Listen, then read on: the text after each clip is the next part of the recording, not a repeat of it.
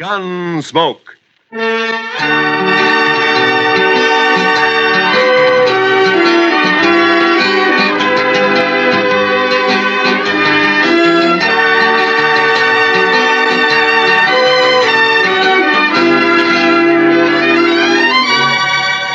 Gunsmoke, starring William Conrad.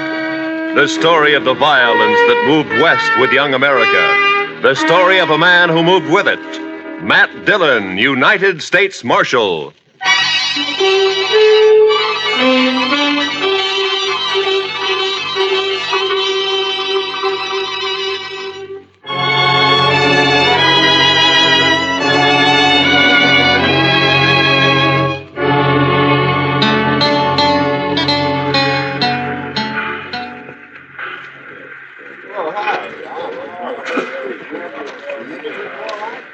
"4:20 p.m. We got in right on time, Mr. Dillon. Yeah, the railroad's getting better every month, Chester. Looks like they're going to civilize this prairie yet. Well, I'm glad to hear it. All right, let's go. Well, Abilene sure don't change much. Looks about like it did the last time I was here. Now, we're getting most of the cattle at Dodge now. Boom's leveled off here. Still a rough town, though, I suppose. You think he'll put up a fight? I don't know, Chester. He's pretty mean from all reports. He may. We'll try to avoid it, though. Of course, we're only guessing anyway. He might not even be here. Well, he always heads for Abilene when he gets in trouble. It's his hometown. He'll be here. One good thing, it's Bill Hickok's town, too. At least we'll have the local sheriff on our side for once. Yeah, I suppose that's some help. Some help. I'd rather have Wild Bill along than anybody I know. I suppose.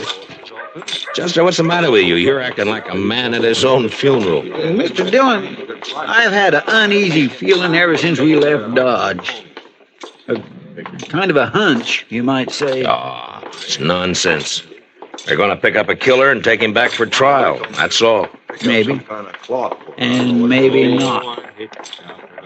Look, Chester, any man who lives by a gun knows down inside that he's going to die by one someday. But if he's got any sense, he keeps from thinking about it. Of course, he can't help getting a hunch now and then. I had plenty of them myself. Mostly wrong.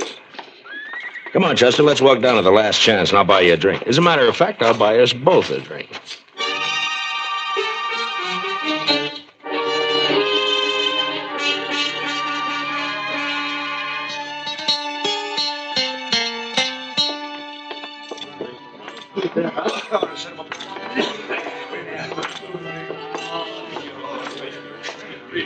What'll you have, boys? Rye for me. Yes, sir. You can make mine the same. A bottle of rye and a couple of glasses. Quite a crowd in here for this time of day. Yeah. I've been looking around for Wild Bill, but I don't see him. Suppose the Daggett kid might be in here, Mr. Dillon? How did he spend most of his time hanging around the saloons while he was in Dodge? Here you are, boys. Drink up. Thank you. Oh, by the way, bartender, do you happen to know a kid around town by the name of... Who, mister? What? Oh, never mind. Well, he's here, Chester. Down there at the end of the bar. Yeah, that's him, all right. Well, sir, Mr. Dillon? He's what we're here for. We gonna wait for Mr. Hickok? No.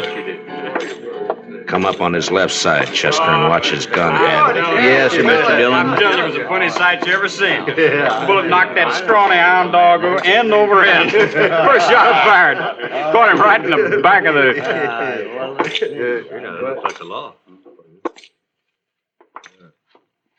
You're Jack Daggett, aren't you? That's right, mister. What about it? My name's Dillon, U.S. Marshal from Dodge. You're under arrest. You're kind of out of your territory, aren't you? Marshal's territory's anywhere. I'll take that gun of yours now. You will, huh?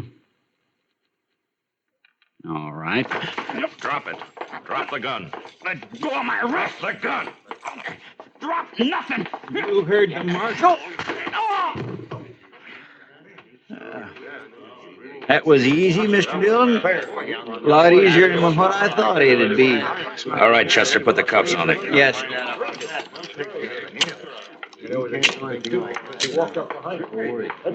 Seems to me your partner acted a little high-handed there, Marshal.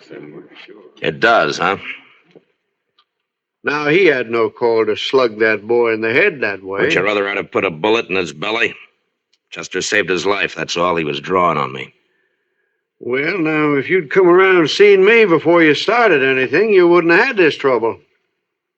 My name is Rourke. I'm the town constable here. I see. Young Jack here told me all about that shooting out in Dodge. Said they ganged up on him in a poker game, tried to cheat him. Forced him to shoot his way out. That's a good story. It's too bad it didn't happen that way. All right, Chester, let's get him on his feet and go find the sheriff. I reckon you won't be finding him, Marshal. Why not? Hickok's up at Topeka. Won't be back for a week or 10 days. Meantime, I'm the law in Abilene. And I got a favor to ask from you. I'd like to use one of your jail cells until 9 o'clock. That's when the next train leaves for Dodge. Well, I'm sorry, Marshal. I got no authority to do anything like that. What difference does that make? If Wild Bill were here, he'd let me do it. But Wild Bill ain't here. I see. A lot of us folks here like to run our own town. We don't like outsiders coming in and taking over. It's 4 hours till that train leaves, Marshal. I think you're going to find 4 hours is a long time. Meaning? This young fella you arrested has got a couple of older brothers. The Daggett boys. You probably never heard of them, but you're going to. They're not going to like this. I don't care much what they like. Maybe they'll teach you to care when they hear about this. And they'll hear. Like I said, 4 hours is a long time. Look, I want you to get this straight. I came here to arrest the killer and take him back to Dodge to stand trial. I got him under arrest now, and I'm going to take him back. Maybe. All right, Chester, let's get him out of here. Get hold of his other arm there. Lift him up. Yes, sir. Take him out if you want. Mr. Dillon, What is it, Chester? maybe it was too easy.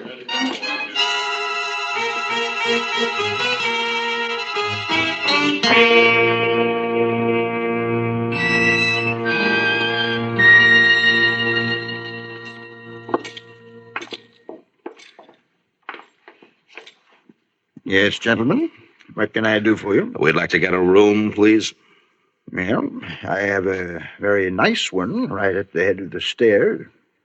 If you'd care to look at it. That won't be necessary. We'll only need it for about 4 hours until the train leaves for Dodge. Mm-hmm. Well, if you'll just sign the register here. Thank you. Your friend seems to have suffered quite an injury. Yes, sir. He bumped his head. Oh, really? Well, it's certainly a bad cut just to have had. Why, that's one of the Daggett boys. Young Jack Daggett. Yeah, that's right. I got him under arrest for murder. Now, where's the room? You arrested Jack Daggett? Right here in Abilene? Yeah. Did you say the room was up? And you're planning to keep him here at my hotel for the next 4 hours? Well, I can't stand out there on the street with him. Marshal, do you know what's going to happen when the Daggett boys hear about this? No, but I understand they may not like it very much. May not like it. I'm sorry, sir, but you cannot stay here. I will not let my hotel be made the scene of a bloody massacre. Now, just a minute, mister. You've rented me a room. I've signed the register, and I've got the key. And I'm going to use that room until 9 o'clock, whether you like it or not. It's the second door at the top of the stairs. Thank you. Come on, Daggett. Move. You heard him, son. Come on. Keep your hands off. There's just one thing, sir. Yeah. It's not a question of your honesty, you understand, but in view of the circumstances, I wonder if you'd mind paying in advance. What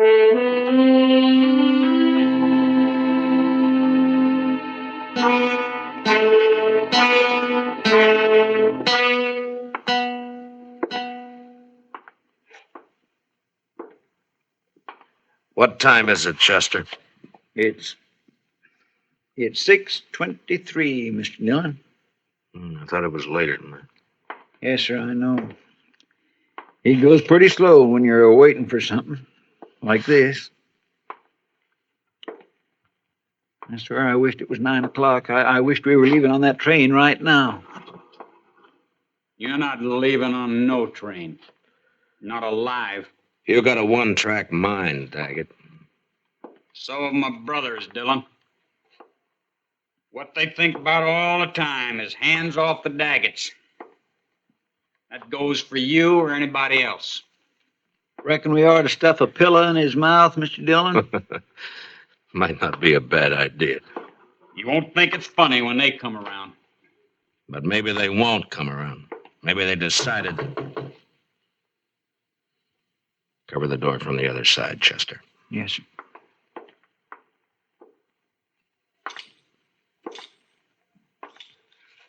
Yeah, who is it? It's me, sir, the clerk. What do you want? It's the Daggett boys. They're across the street at the last chance right now. And you're hoping I'll go over there instead of waiting for them to come here, huh? Well, All right. I'd rather jump them than have it the other way around.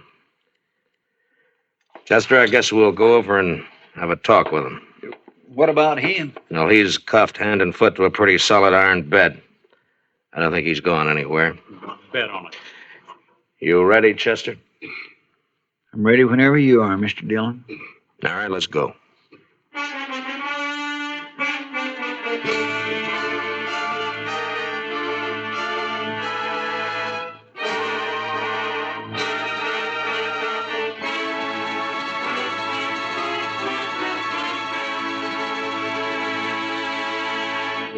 We will return for the second act of Gunsmoke in just a moment, but first, this Monday night on most of these same stations, be sure to be with us when Lux Radio Theater raises the curtain on its full-hour adaptation of the exciting screenplay Phone Call from a Stranger. Shelley Winters and Gary Merrill recreate their original screen roles in this dramatic thriller about the experiences of a lone survivor of an airplane crash in bringing the tragic news to families of the victims. Remember, it's on Lux Radio Theater this Monday night on CBS Radio. Now for the second act of Gunsmoke.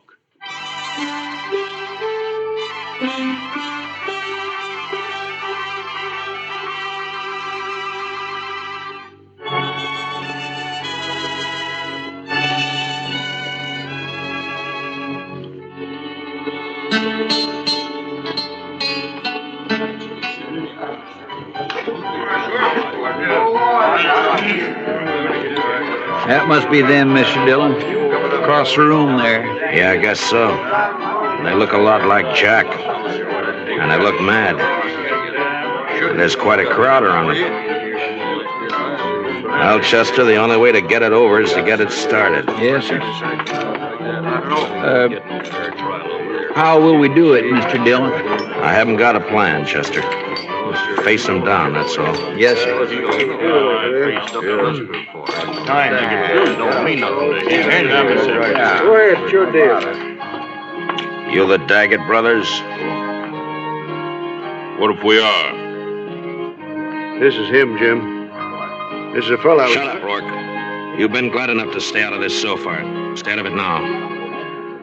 My name's Dillon, United States Marshal from Dodge City. I got your brother Jack under arrest for murder. You probably heard about it. Yeah, rumors got around. I'm taking him out of here on the 9 o'clock train. He's going back to Dodge to stand trial. My guess is he's going to hang. Now, the point is, what are you going to do about it? Why didn't you wait? We'd have looked you up. You didn't answer my question. Still 2 hours and a half till 9 o'clock. I reckon we got plenty of time yet. We'll wait. Why wait? What's the matter with now? Would rather wait. Maybe you're trying to pick up some helpers among this bunch of hangers-on, huh? Well, look at them. Each one trying to sneak behind the man next to him. If you're counting on any help there, you better forget it. You're pushing your luck, Dillon. I don't think so.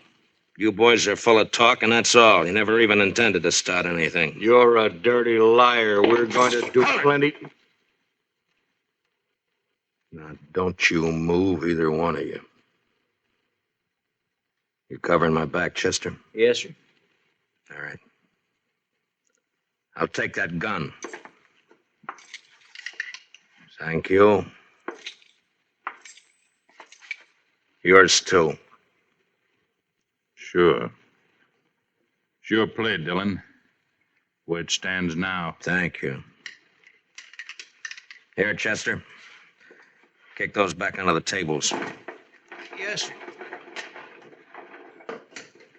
All right, folks, just leave them lay, please. Don't nobody touch them. Here, Chester. Now hold on to my gun. All right, Mr. Dillon. Now just keep them off my back. Yes, sir. You. Come here. Sure.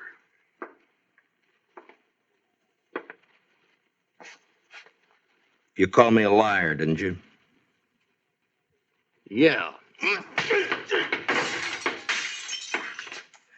Boy, you cheap tin horn, you...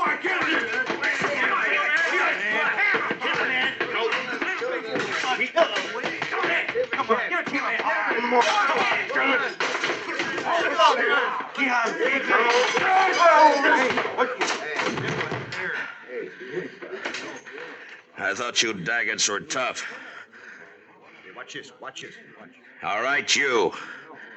You're next. I'll wait, Marshal. I'll get to you later. You're a no-good coward, Daggett. All right, Chester, I'll take my gun back now. Here you are, sir. Thank you. All right, boys, the show's over. Unless, of course, one of you'd like to take up where the Daggetts left off. Any one of you still figuring on helping them try to take my prisoner away from me? No? I didn't think so. You're all fine, upright citizens now, huh? A pride and joy to Constable Rourke here. That's enough, Dillon. I thought I told you boys the show was over. All right, get out. Go on, get out, all of you. Move!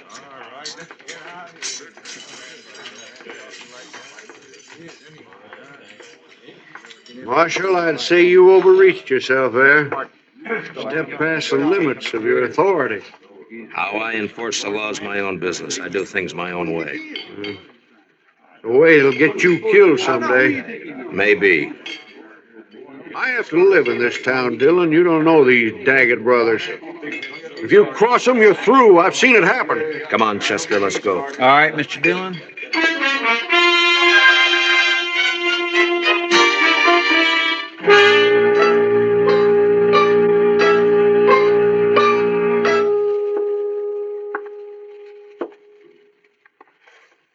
What time is it, Chester?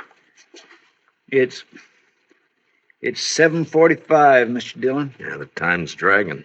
Yes, sir. It's still an hour and 15 minutes till that train leaves. What difference does it make? You're not going to be on it. Neither one of you are. The way I'm figuring, Jack, we'll all three be on it. You wait and see. You'll never get to that train. My brothers will take care of you. They don't seem to be in any hurry about it. You wait. I sure do wish I hadn't had such an uneasy hunch about this trip. Forget it, Chester. They'll stop you. You just wait.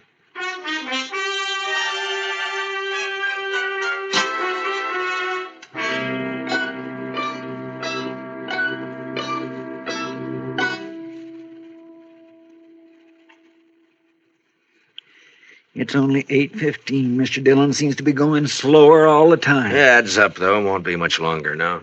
45 minutes, if the train's on time. And if we're lucky enough to get on it. Chester, you're wearing yourself out. Why don't you sit down and relax, huh? I just can't seem to set my mind to it, Mr. Dillon. No Daggett will ever leave this town wearing handcuffs as long as the other two are alive. Well, I'd think that's up to them, Jack. Sure. And they'll take care of it, too. I swear and declare, Mr. Dillon, I almost wish they would try something and get it over with. The waiting's always the worst part, Chester. You'll find out what the worst part is. I could slug him, Mr. Dillon. No, let him talk. Let him talk, Chester. He's only got a few more weeks to do it in. They'll never hang me. I'll never even stand trial. You wait and see.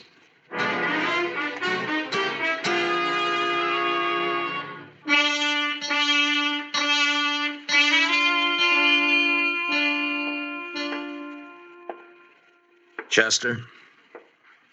It's 8:30 exactly, Mr. Dillon. All right. Let's get started. A little early, isn't it? Won't take that long to walk from here to the station. It might if we have trouble. Yes, sir, I guess it might. You'll have trouble, don't you worry about that. Jack, why don't you get on a new subject? How are we going to take him, Mr. Dillon? Just drag him? If he wants it that way. Otherwise, he'll walk handcuffed to my left wrist. Keep him covered, Chester. I'll unlock these cuffs and get him loose from the bed. Yes, sir. Dillon, if you're smart, you leave me here and run while you still got the chance. Well, I've never been smart enough to run yet. Stick out your right wrist. All right. On your feet. Come on. You can put your gun away, Chester. Starting now, he's only going where I go. Now, come on, Jack. We got a train to catch.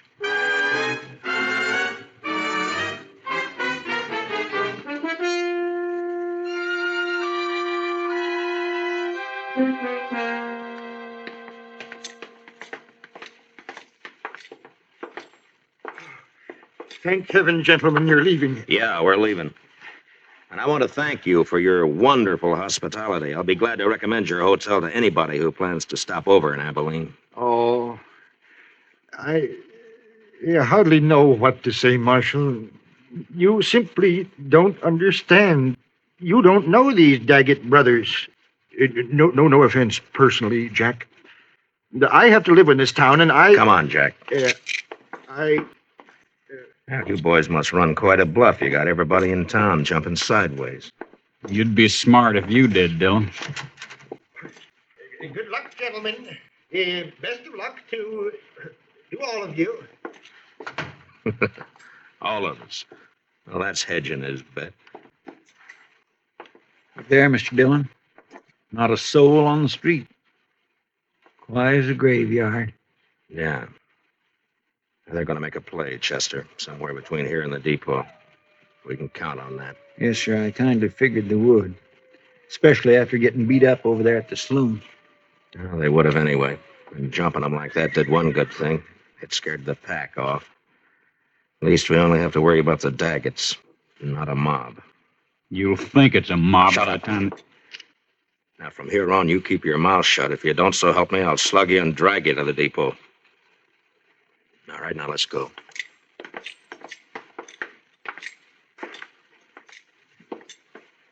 No, sir, not a soul. I never thought I'd see the main street of Abilene deserted at this time of night. It's not deserted, Chester. They're inside, behind the shutters. But at least they're staying out of it.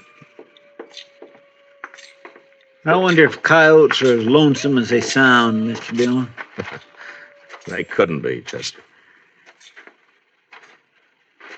Watch that left side up ahead of us, sir. It's pretty dark along there. Yes, sir. They might jump us from behind. I don't think so. Too many people watching.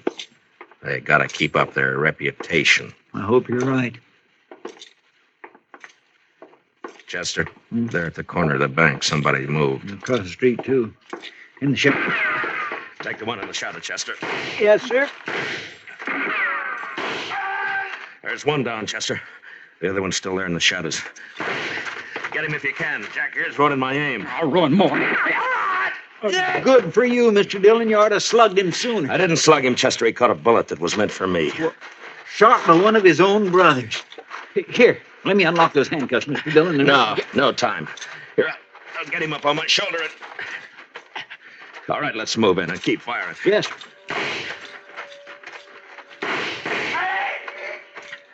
Hold it, Chester. Well, I guess we got the other one. Here, let me get him off my shoulder. Get these handcuffs off.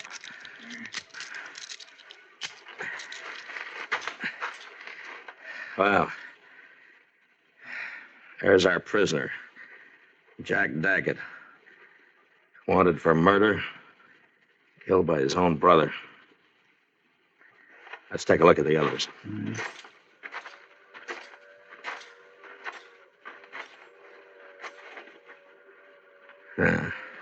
Three men dead. Look down the street there, Mr. Dillon. They're all starting to crawl out of their holes. Sure. They're all on our side now. Oh, come on, Chester. The train's coming. We gotta get on it and get out of here. Yes, sir. Let Rourke clean up this mess. He ought to be good for something. That sounds more lonesome than the coyotes. Gives a man the creeps. Yes, sir, it sure does. Well, you were wrong about that hunch of yours, Chester. It wasn't us. Not this time.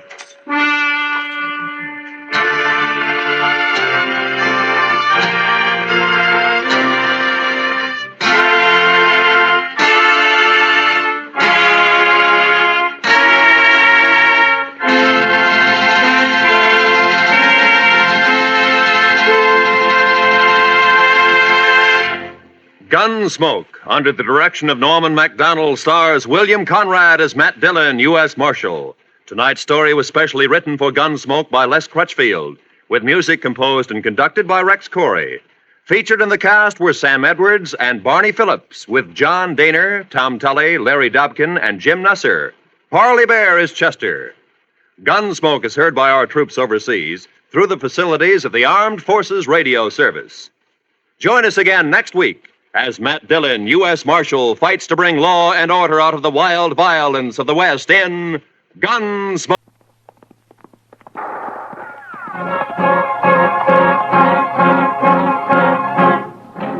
Around Dodge City and in the territory on West, there's just one way to handle the killers and the spoilers, and that's with a U.S. Marshal and the smell of Gunsmoke.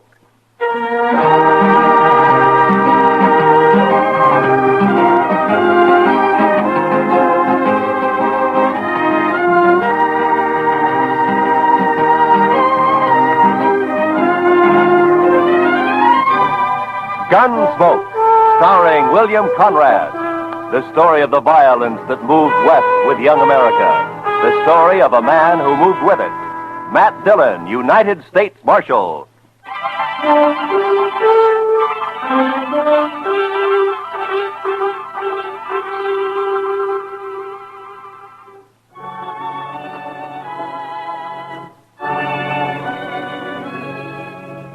I think it was the nastiest weather I'd ever seen. It wasn't that there'd been a big storm or anything. It was just plain nasty. The sun hadn't shone for 3.5 weeks. Nothing but huge banks of black clouds that filled the sky and never moved.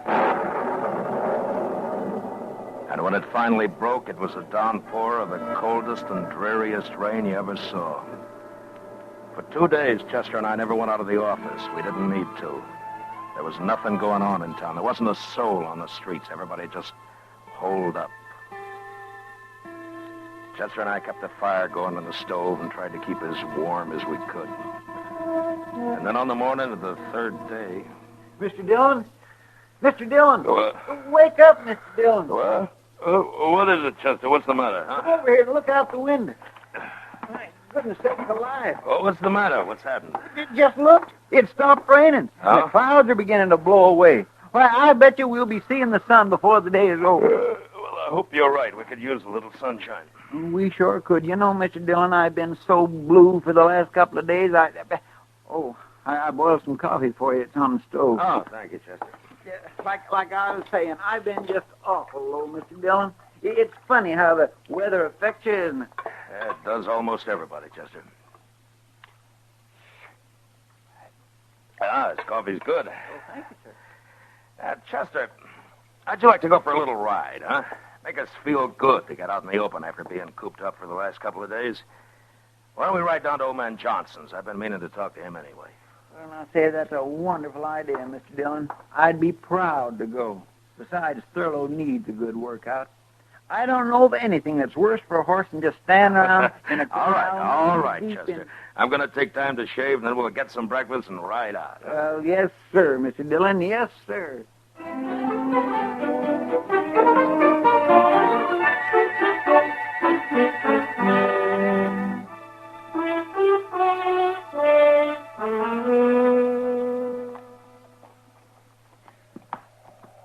You were right, Mr. Dillon. Nothing like a ride in real brisk weather to make you feel fitter than a fiddle. I'd say it's a little more than brisk, Chester. It's downright cold. This wind doesn't help much. Well, we haven't got much farther to go. How far would you say we've come? Oh, about 15 miles. Well, then we should be there pretty soon. There, look at there, Mr. Dillon. What to tell you? What? There's a patch of sunlight just come through. Over there to the right, see? My, isn't that pretty? Chester. Hmm? There by that hackberry tree there in the sunlight. You see? What is that? Can you make it out? Where? Oh, yeah, I do see something, but I can't... Come on, quite- let's ride over to it, huh?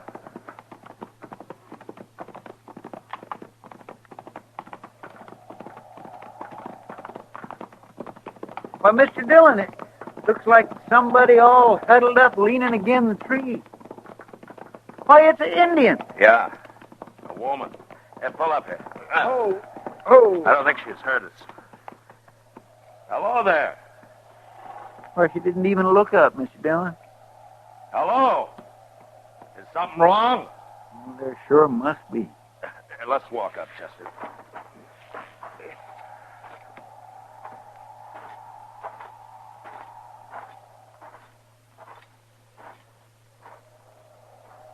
Can we help you, miss? She won't even lift her head.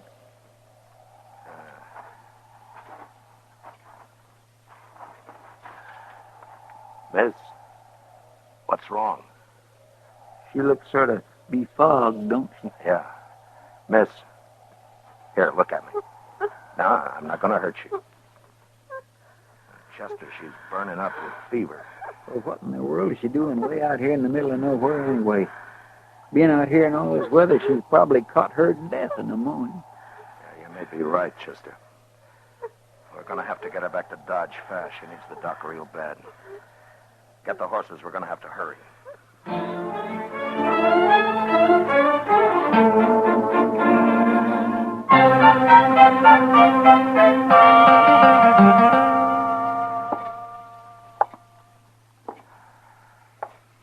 Mr. Dillon, did you notice what a pretty little girl she was? I declare I don't think I've ever seen a more beautiful woman. Yeah. And her hair. You know, I think Indian women have the prettiest hair in the whole world. Seems such a shame that such a pretty little thing has to be all... Matt? Oh, hiya, Kitty.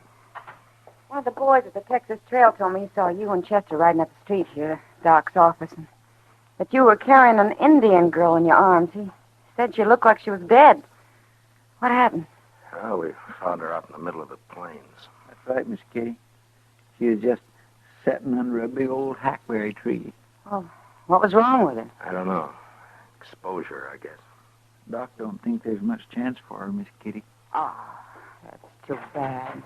Matt, you better come in. Yeah. Kitty. Doc? How is she, Doc? She just regained consciousness. I'm afraid I can't see how she's still alive. Well, you think I could talk to her? Well, you can try. Certainly won't hurt anything. But I'd like to find out who she is so that I can notify her people if... Well, you better hurry. Yeah.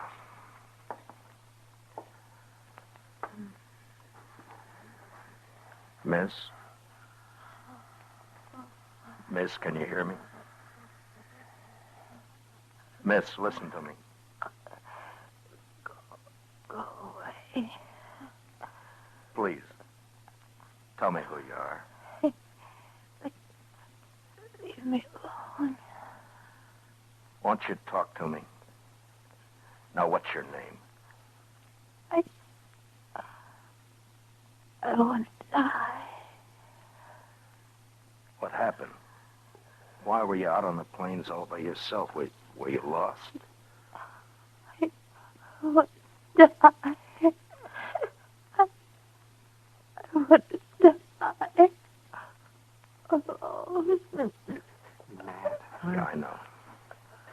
Miss, please, won't you tell me who your people are?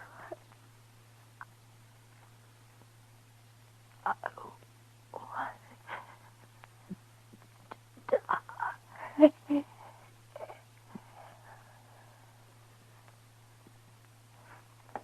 Well? Doc, I'll be outside with Chester and Kitty. All right. When you come out, would you bring me her ring and that necklace she's wearing? All right, Matt, if you want. But what... Just bring them to me, will you?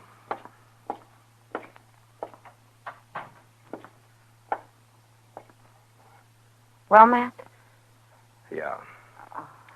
Chester, we got a job on our hands. Yes, sir, Mr. Dillon? There's something wrong about this, and I'm going to find out what. What do you mean?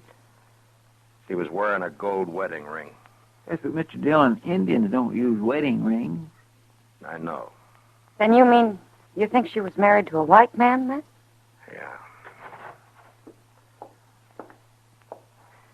Here's a necklace, Matt. Thanks, Doc. Have any of you heard of anybody around town marrying an Indian girl in the last year or so? No, Matt. No? Well, there ain't but one squaw man in the whole town that I know of, Jack Benson. And he married his squaw some 8 or 10 years ago. Well, then we're going to have to start from the other end. We've got to identify her.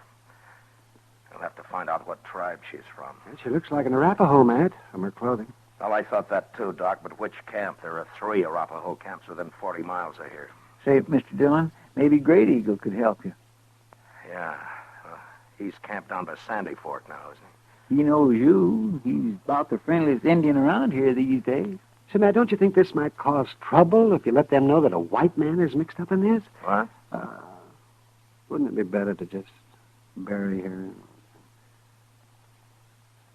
Do you think that's the right thing, Doc? Oh, no, I guess not. But I was talking to Colonel Jackson out at the fort the other day, and he said he was expecting us to have some real Indian trouble any day now. And this might start something. I know there's that possibility, Doc, but I also know that there was something behind this girl's death, and I think it's my duty to find out what. I'm sure I can talk to Great Eagle and get what information I need without stirring up anything. I hope you're right, Matt. Yeah, I hope I am, too. Chester? Yes, Mr. Dillon? Get our things ready. We'll start for Great Eagle's camp tonight.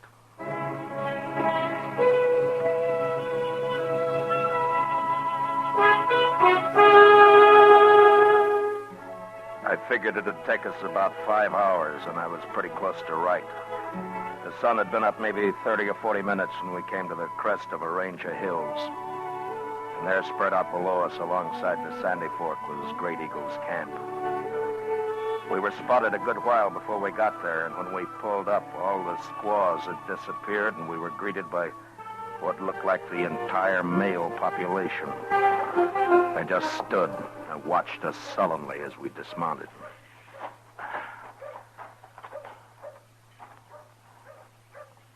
I don't think they're too happy to see us, Mr. Dillon.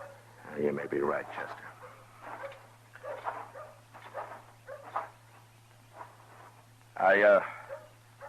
I've come to see your leader, Great Eagle. Tell him his friend Matt Dillon has ridden from Dodge City to see him. Maybe they don't understand. No, they understand, all right. Please tell Great Eagle it's of importance that I see him. You are not wanted here. Great Eagle will not see you. Why don't you let Great Eagle decide that? Now tell him.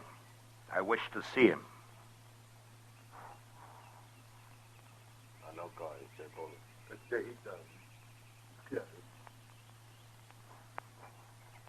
Great Eagle is ill, but I will tell him you are here. I thought for a minute there that we'd rode all this way for nothing, Mr. Dillon. We may have, Chester. I wouldn't say these fellows is very sociable, would you? No.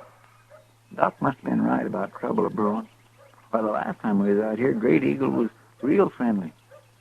I swear, I don't know what we've done to make him feel so. But... You're talking too much. Yes, sir. Come.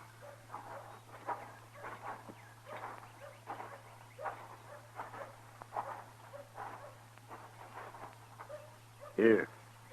Inside.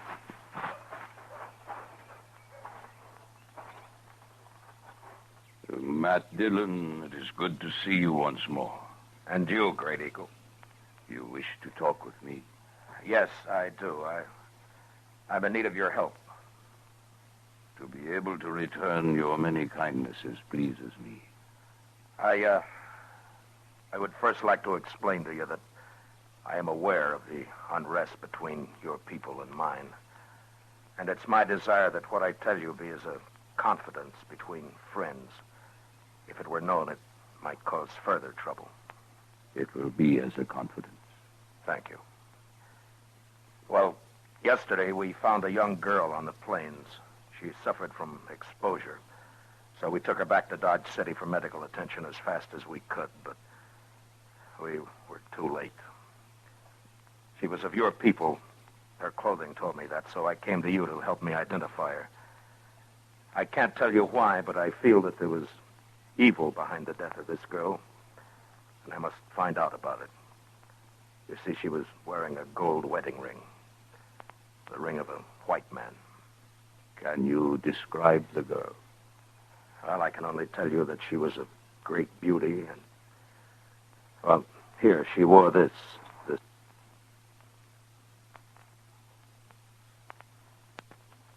necklace. It's unusual in design. I thought it might help in identifying her. Yes, it helps. Then she was from this camp? You knew her? Yes, I knew her. She was my daughter.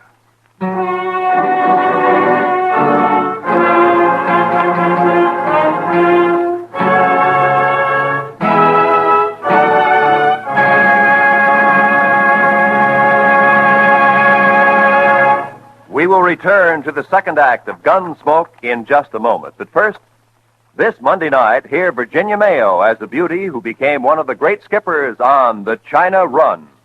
Remember, it's a full hour of dramatic adventure this Monday night on the Lux Summer Theater over most of these same CBS radio stations. Now, the second act of Gunsmoke.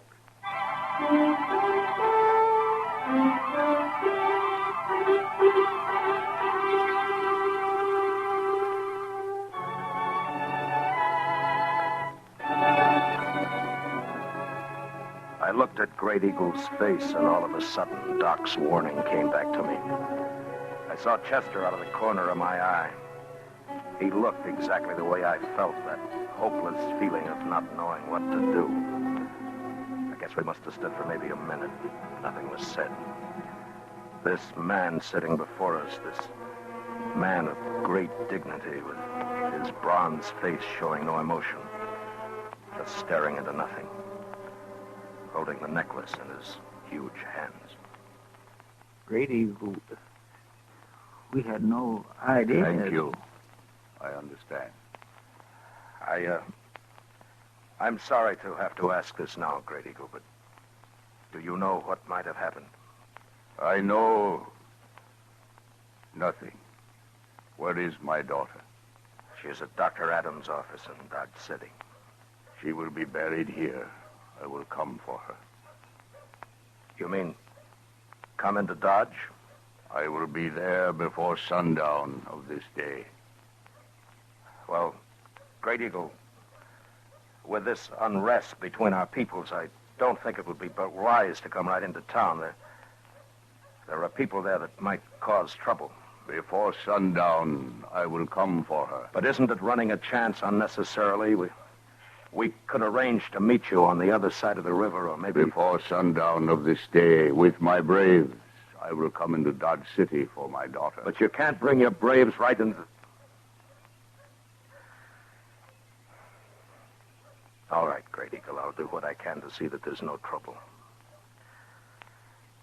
Before sundown, then.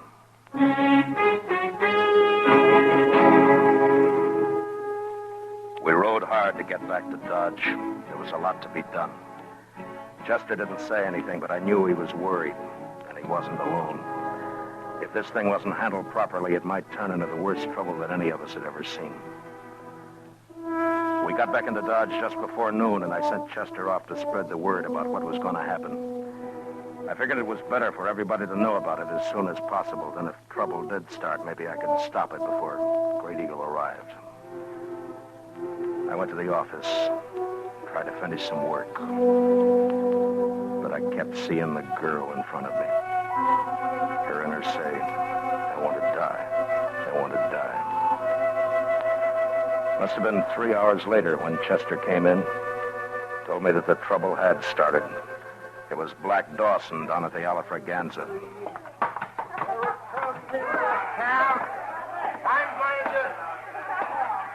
Wow! Whaler! If it isn't the big, brave U.S. Marshal himself. Look at him, boys. The man who's supposed to protect Dodge City. All right, Black. You've said enough. When did you start deciding how much people can say, huh, Marshal? Huh? I'm taking this from you, Black, because I got enough trouble right now, but don't say any more. Now come outside with me and simmer down. Go outside and simmer down. Why should I listen to an Indian lover? Yeah, a man who's gonna let those dirty, stinking Indians come right into Dodge and take over. All right. All right, shut up. Shut up. Now you listen to me. And this goes for all of you. I'll not tolerate any trouble. When Great Eagle gets here, I don't want one wrong move out of any of you. Anything that happens here today might start a whole uprising among the Indians, and if you're too stupid to see that, you're going to be awful sorry. Now, I'm telling you right now, while Great Eagle's here, I'll kill the first man that starts trouble. An hour before sundown, the crowd started gathering along Front Street. They were talking and laughing and being loud, too loud. They were nervous and trying not to show it, but they all wanted a front seat at the big show. They didn't want to miss anything. And then Black Dawson and his gang came out of the Alafraganza and stood leaning up against a hitching rail. Finally, Chester came down from Boot Hill where he'd been on lookout, and he told me that he'd spotted Great Eagle and his braves. They were coming. I looked around. Everybody started to turn quiet. They knew. I told Chester to keep an eye on Dawson, and I started down the street. I crossed the plaza, I walked to the river. Before the Indians started to cross the bridge, I stopped them.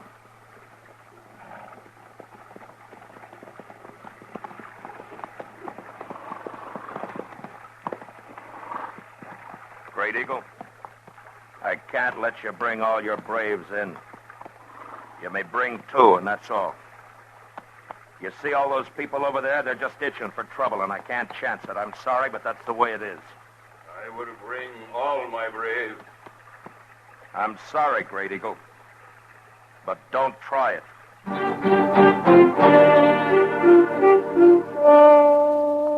turned and walked back into the plaza and stopped in front of Doc's office and stood, waiting. Great Eagle and his band didn't move. They just sat there on their horses, looking into the plaza. The crowd had stretched all along Front Street now, and they'd turned very quiet. Even Dawson and his gang were just standing glowering across at the bridge. I wasn't sure what was going to happen. And I waited. Must have been 5 minutes before Great Eagle turned and said something to his men and started out, with 2 of his braves following. Nobody in the crowd along Front Street moved or said a word.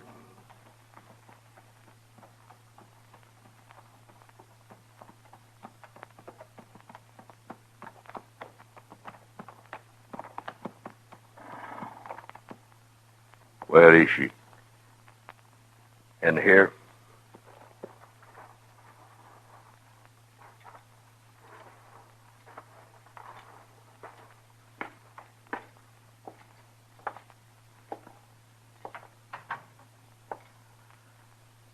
She's in there.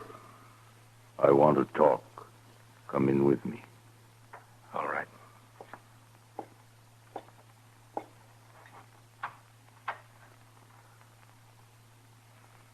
Annoli. Her name means beautiful child. Is she not beautiful? Yes. She is, Great Eagle. Matt Dillon, I have done something today I have never before done. I have always thought myself a man of honor. But today I spoke a lie. To you. To me? Yes. I know of what happened to my daughter. I must tell you to regain at least part of my self-respect. All of it I can never regain. Many moons ago, my daughter disappeared. We searched for a long time, not knowing what had happened to her. 4 days ago, she came back. She told me of her marriage to a white man and how she was with child. Of how she had met this man on the prairie and had fallen in love with him. Of how they had gone to Hayes City. Of the great love they had for each other. And she told me of the slow change that came over him. When his fellow men began to laugh at him and with derision call him Squaw Man. And how the white man is ashamed of the Indian. The white man has great pride. She told me how he turned her away, told her to go back to her own people where she belonged. Great Eagle, I'm very sorry. At that moment, I was with great anger and pride. And for this, I will never again be a man of honor. I told her to go back and live with the white people in shame. That she was no longer an Indian. That the Indian, too, is a proud people. I am responsible for her death. I turned away from her. You may do what punishment you like with me. I killed my daughter.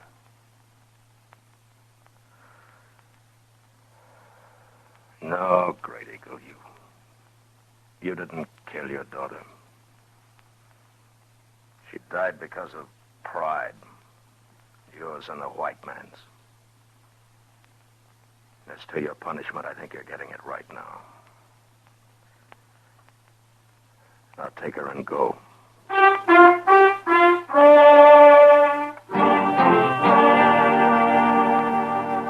As Great Eagle reached the bridge, the rest of his braves turned and joined him and rode slowly off across the prairie, out of sight. And along Front Street, the crowd started to break up and head for the bars to get drunk and laugh and brag about how brave they'd have been if anything had happened. Chester and I stood for a long time, and the streets were almost empty. was sundown. Mr. Dillon,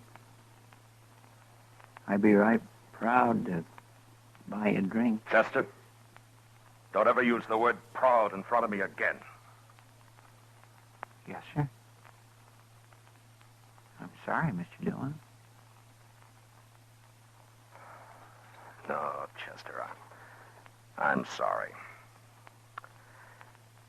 Come on, I'll buy you a drink.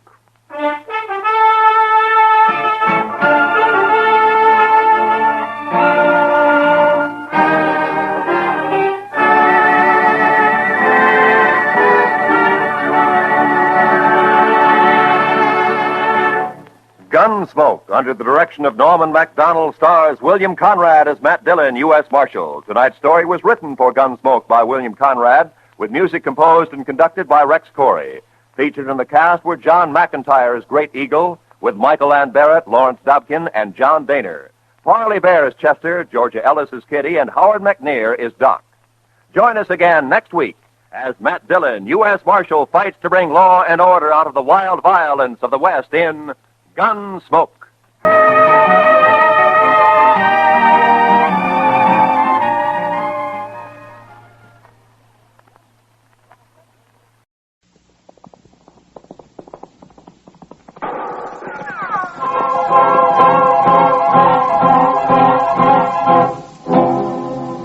Around Dodge City and in the territory on West, there's just one way to handle the killers and the spoilers, and that's with a U.S. Marshal and the smell of Gunsmoke.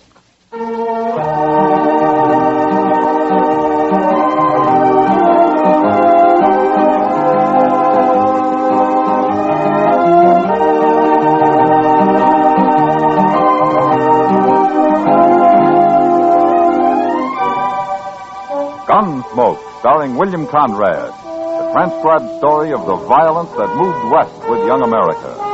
The story of a man who moved with it, Matt Dillon, United States Marshal.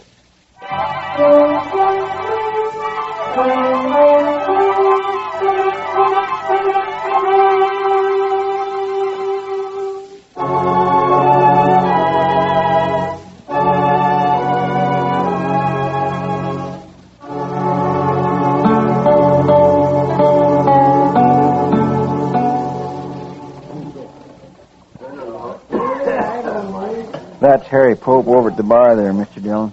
A little short fellow. Ah. Where'd he tell you he's from, Chester? Boston. Or near there. He's a long way from home. Yes, sir. Well, it seems his wife died, and he wanted to move somewhere else. So he come out here about 4 months ago and built himself a little sod hut out on the prairie. Planted some corn, and now he's trying to raise a few hogs. That's all. And he's scared to death, huh? Yes, sir. That's what he told me. Well, if he's going to live out here, he's got to learn. Mr. Dillon, why don't you talk to him? Maybe you could explain it to him. I'll call him over, huh? From what he's told you, I don't think anybody could explain it. It's all in his head. Harry? Hey, Harry, come here. Hello, Chester. Oh, Harry. This is Marshal Dillon, Harry Pope. How do you do, Mr. Pope? Won't you sit down? Nobody ever called me Mr. Marshal. All right. Chester tells me you've been worried lately. It's the Indians, Marshal. They come scratching around at night, and they hoop and holler some, too. Yeah, I know. Tell me, do they do this every night? No, sir. But maybe once a week they do. Well, what makes you think they're Indians, Pope? I can hear 'em, that's why. I got a good stout door, or they'd have been in on me long time ago. You know what coyotes sound like? They ain't coyotes. I can hear 'em talk. Oh? Well, what do they say? They just yell. I can't understand it. But I asked Chester here if maybe the army wouldn't come out and run 'em off. Marshal, if they ever catch me outside my hut, I'll be done for. Pope, let me tell you something. If what you've been hearing was Indians, you'd have been done for a long time ago. Indians don't just scratch around at night like that, and they don't come whooping and hollering like that either. Now, you've heard talk about Indians, and well, you're scared of them, and well, maybe your imagination's done the rest. No, sir. Them are Indians. They're right there. I can hear them talking, I tell you. Well, then why don't you shoot them? Well, I don't have a gun. What? Figured that'd just make it worse, Marshal, if I started shooting at them. Well, do you know how to shoot? Oh, yes, I learned in the Army. Well, then you better get a gun. A man needs one out here, Pope. And besides, if you go out of your hut after them the next time they come, you'll see what I mean. But if I kill any of them, don't you think they'll go after their whole tribe? No, Pope. I don't think they will. All right, Marshal, I'll try it. I'll get me a gun today.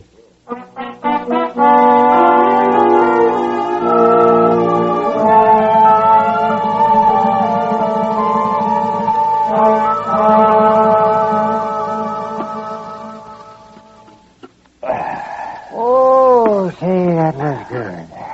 Yeah, I was hungry. Oh, and I nearly forgot, Matt. Chester said not to wait for him. He'd have supper later. Oh, what's he doing, Doc? He's talking. Talking? To a girl, Matt, and a pretty girl. And he was doing all the talking when I left. She just stood there shaking her head. Smart girl. Oh, I don't know, Matt.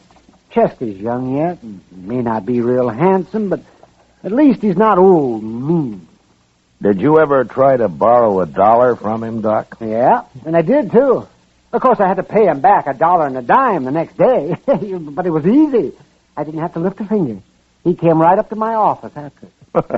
Yeah, I know. He's got about 8 of my time. Well, he's smart, that's all. Marshal Dillon. Oh, hello, Honeyman. You know Doc Adams here and Ed Honeyman. Oh, how do you do? Sit down. Yeah. Bad news, Marshal. Oh? You know that new feller, that Harry Pope? Yeah, I met him a couple of days ago. You're going to meet him again, Marshal. What do you mean? He killed Joe Carter last night. What? Carter's worked for me a long time. One of the best friends I ever had. They buried him this morning. Well, where did this happen? Did they have a fight? Pope shot him in cold blood, that's all. Out near that hut of his. Blasted Easterner. I'm looking forward to seeing him hung. Were you there, Honeyman? No. Then how do you know Pope shot him? Well, Earl Brandt was there. He brought Joe's body back to the ranch. Brandt works for you, too, doesn't he? Yeah, not so long as Joe. Oh, tell me what happened. I did. Pope murdered Joe Carter. They was riding by that dirty little sodbuster's hut last night. He come out and he shot Joe and he killed him. Or maybe it was a mistake, honey. Oh, you don't kill men by mistake, Marshal. Well, now you going to arrest him? I'll ride out first thing in the morning. He might run. No, he won't run. He wouldn't know how. Yeah, I guess that's right. Okay, Marshal.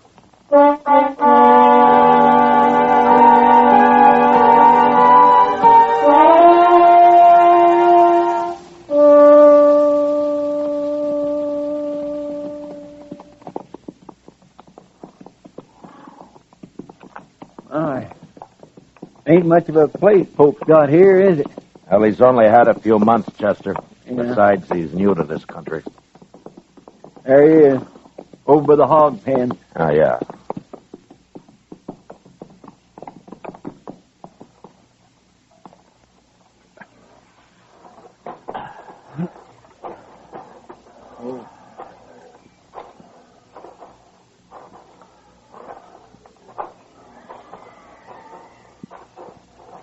Hello, Marshal. Chester. Oh, Harry. Pope. Hey, Marshal. They was back again, all right. Night before last. Who was, Pope? Them Indians. But I came outside and shot at them, like you said, and they rode off. I just hope the whole tribe don't come out after me now. Pope, how many Indians were there? It's just 2. That's all I saw anyway. You say you shot at him. Did you hit him? Well, I couldn't tell. It was too dark. I tried to, though. Well, tell me what happened, Pope. Well, sir, I heard him just like before. So I got my gun and I loaded it. Then I yelled at him. I don't know if they heard me, but they put a couple of shots into my hut there. Then I opened the door just a little bit, and I heard one of them riding off right over that way. I took a couple of shots at him, and then the other one started shooting at me from somewhere, so I ducked inside again and waited. But they didn't come back. At least not yet, they ain't. No. I sure hope you're right about them not bringing the whole tribe, Marshal. Pope, those weren't Indians. Oh, Marshal, why do you keep saying that? I know better. They were two men who worked for Ned Honeyman, and one of them, Joe Carter. You killed him. What? Earl Brandt was the other man. He took Carter's body back to the Honeyman Ranch. He did? I'm afraid you made a bad mistake, Pope. Oh, but how do you know about this, Marshal? Ned Honeyman told me. He could be lying. Honeyman has his faults, but lying isn't one of them. Then you believe I killed that man? It looks that way. Well, I don't know what to say, Marshal. Pope, has there been any trouble between you and these men? Oh, no, sir. No, I hardly know them. They've ridden by a few times, that's all, but I wouldn't have shot at them if I'd known who they was. Except it couldn't have been them. They were shooting at my hut first. No, it just don't make any sense at all. I think he's telling the truth, Mr. Dillon. You going to arrest me, Marshal? Well, the Indians that you've been hearing around your place don't exist, Pope. Indians just don't act that way. And, well, I believe you think you've been hearing them. Maybe it's getting worse with you. And so the other night you heard those men riding by, and, well, you just started shooting. You think I'm crazy, don't you? I don't think you intentionally murdered Carter, if that's any help. Then you're not going to arrest me? No, I'm not. Maybe we ought to go talk to that fella, Brandt, huh? No, it's better if they come to us, Chester. And they will. He and Honeyman both. Yeah. Now, don't get scared and try to run, Pope. You wouldn't get very far. I won't, Marshal.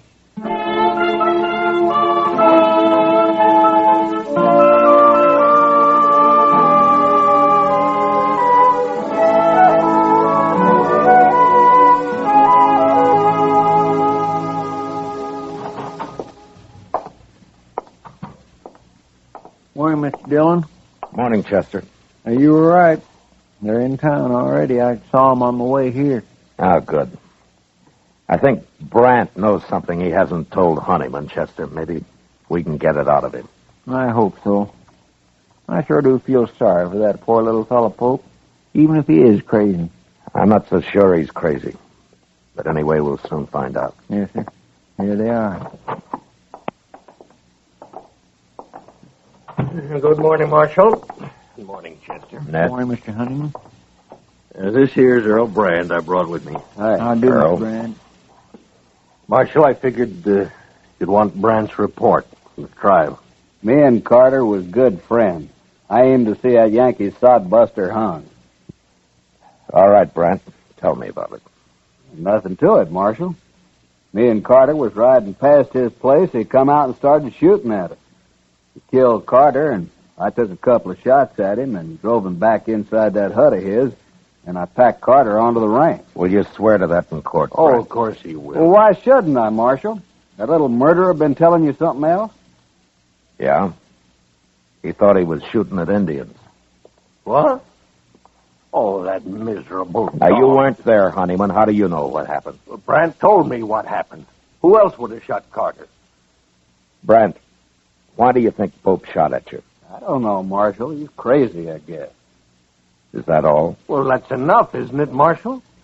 Look, he killed Joe Carter. Now, what difference it makes? The difference between murder and something else, Honeyman. Well, bring him in here and ask him. I'll beat the truth out of him if he lies. He isn't here. What? I didn't arrest him. Well, why not, Marshal? He said he thought they were Indians, and I believe it. You mean you ain't going to arrest him at all? Not until I find out what this is all about. Well, I told you what it's all about. Come on, Honeyman, let's get out of here. Oh, wait a minute. Marshal, no man can kill a friend of mine and claim he thought he was shooting Indians. Now, what's the matter with you anyway? You think I'd let anybody get by with that? Carter was my friend, too. If the law won't see justice done, we will. Now, I'm warning you. You try to kill Pope and I'll arrest you. And if you do kill him, you'll hang for it. Well, I always thought you was a good man, Marshal. And I always respected you. But now I'm... shut up, Ned. Brant, why don't you tell the truth? Whatever it is, why don't you tell it? We're wasting time. All right. My guess is you and Carter have been hounding that man, making him think there have been Indians after him. Now, why? Were you trying to drive him out of the country? Why, Brant? Your talk gets crazier all the time, Marshal. I'm leaving, Honeyman. For the last time, Marshal, you going to do anything about Carter's murder? It wasn't murder, Honeyman. Don't you see that now? He's dead and Pope shot him. That's all I know. That's all I need to know. Come on, Brant.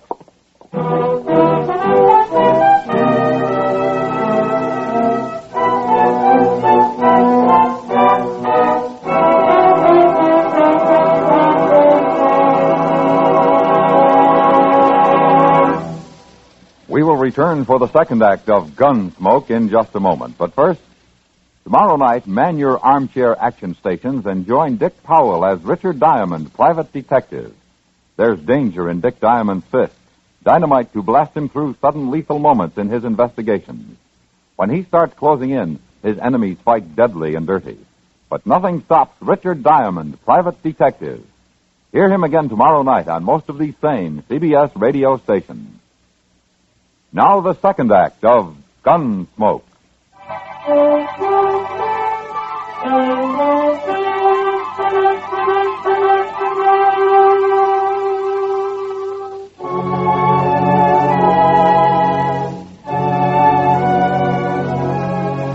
That afternoon, I rode out to see Pope. It was a bad situation, and I did a lot of thinking about it. There was only one solution I could figure out, and I wasn't sure it'd work. I found Pope weeding the few miserable rows of corn he'd planted out in front of the small bluff against which he had his pig pens and his hut built. I got down, walked over to him. Well, Marshal, have you changed your mind? No, I haven't. Good.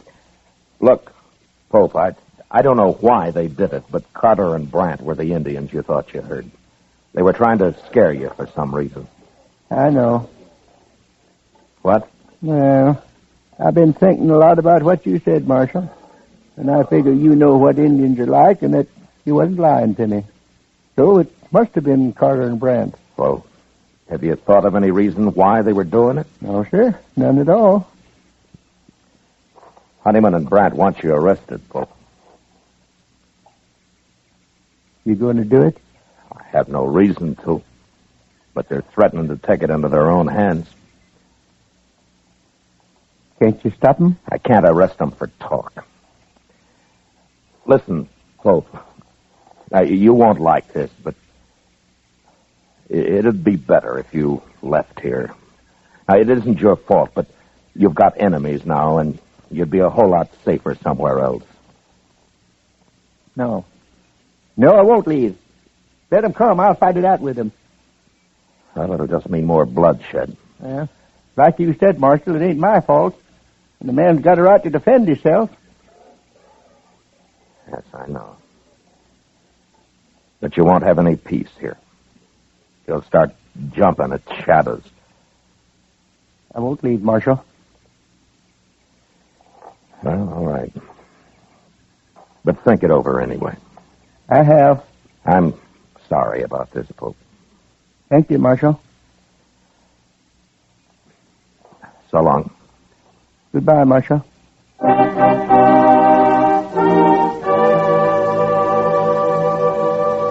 Pope went back to weeding his corn, and I rode off past his little hut and around the narrow bluff he'd built it against. I'd gone maybe half a mile beyond when I heard 2 rifle shots behind me. I turned and raced back to the bottom edge of the bluff where I dismounted and walked up to where I could see around it. And just then I heard a horse coming along the trail, and I stepped back and waited. Whoever it was would pass within a few feet of me.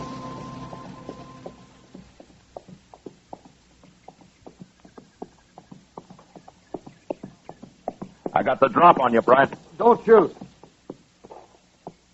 Now keep your hands up. Now throw one leg over and slide off. Slow.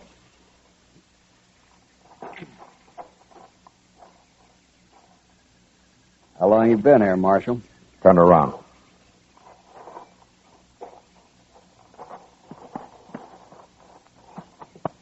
All right, you can put your hands down. I might as well tell you, Marshal. I just shot that Yankee sodbuster. Well, that's something to be real proud of, Brent. He killed a friend of mine. Pope meant no harm to either one of you. What were you trying to do to him, you and Carter? We were just having a little fun, that's all. Fun? There's no use lying now, Marshal. There never was. Well, we'd have a drink or two and ride over now and then, give him a few war hoops. He'd just sit in his hut and shake. One night I sneaked up the door. I could even hear him crying inside. He was sure scared that time. Now, that must have been a lot of fun. Not as much as next day when we'd ride back and hear all about how the Indians were after him. I even wanted the army to come out and run him off. I know. Been all right if he hadn't gone and bought himself a gun. I advised him to. You did? I'm sorry if I spoiled your fun, Brent. Carter's dead because of you. Does Honeyman know about this? I told him I was going to get Pope, is all. And he agreed? He just said he sure hoped somebody'd get him. All right, Brent, let's go bury him. I ain't going to bury him. Let him rot. You'll bury him. Or I'll bury both of you. Now, you take your choice. You mean that, Marshal? Get moving. Sure.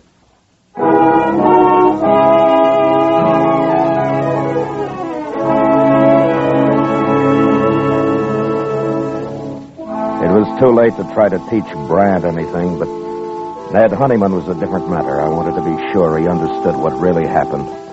Otherwise, he'd spread the word against me and against the law. And there were a lot of men who'd be glad to listen to him. We buried Pope near his little hut and then rode into Dodge. I kept off Front Street and rode up to the jail from the rear. Chester was waiting inside. My gracious, Mr. Dillon, I thought you'd never get back. Hello, Mr. Brand. Lock him up, Chester. What? He murdered Harry Pope. Then I'll gladly lock him up. Right back through that door, Mr. Brandt. Yeah. He says Honeyman's still in Dodge. Have you seen him, Chester? Well, Doc saw him over at the Alfraganza a little while ago. I'll be over there, then. Yes, sir. All right, Mr. Brandt, you just head on back.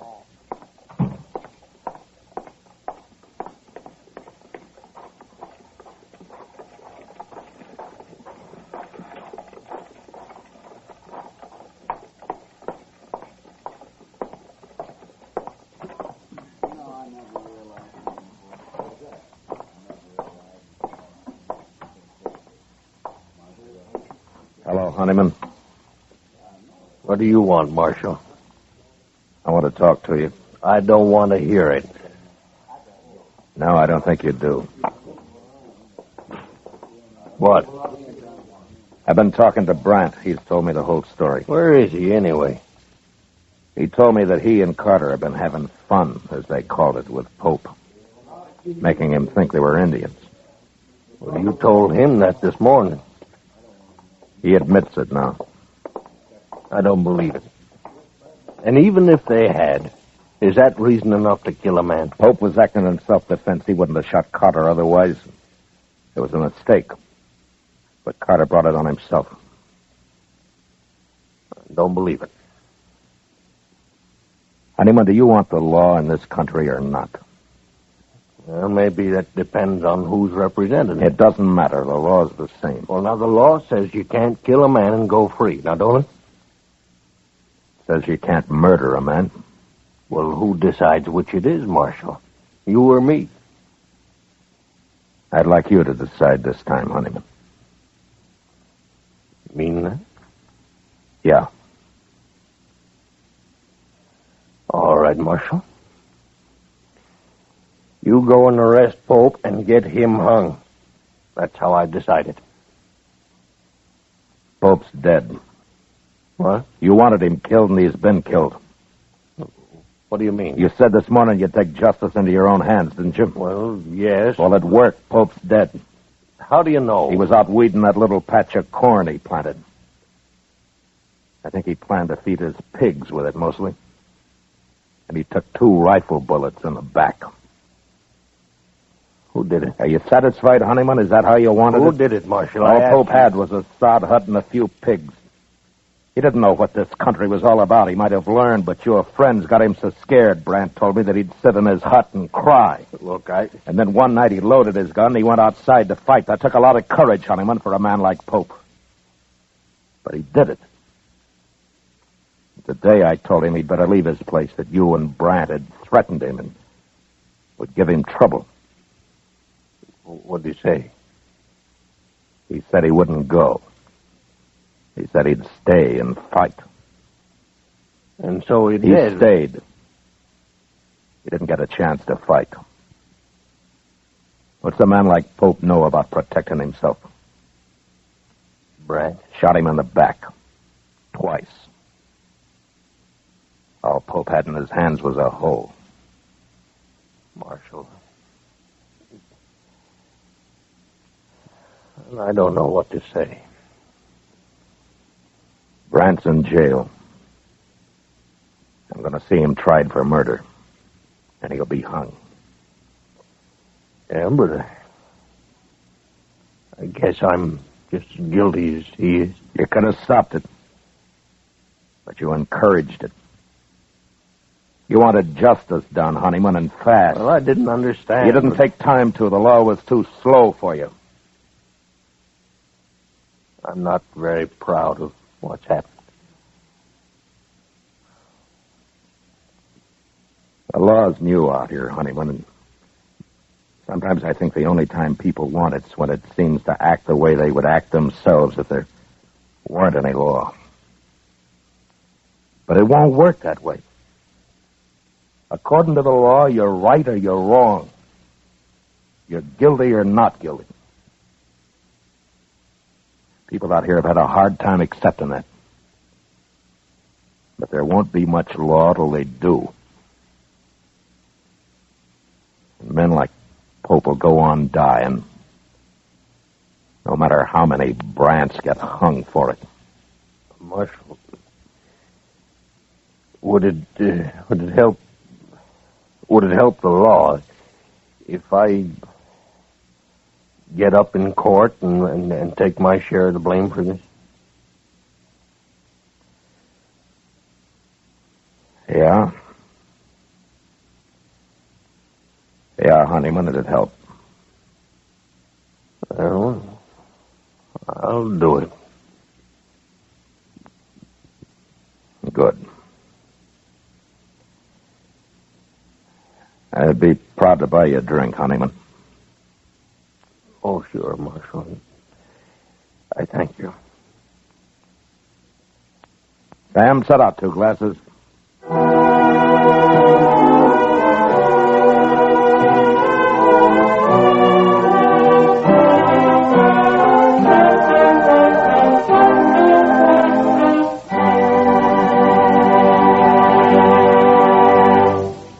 Gunsmoke, transcribed under the direction of Norman MacDonald, stars William Conrad as Matt Dillon, U.S. Marshal. Tonight's story was specially written for Gunsmoke by John Meston, with music composed and conducted by Rex Corey. Featured in the cast were Lawrence Dobkin as Ned Honeyman, Ralph Moody as Harry Pope, and Harry Bartell as Brandt.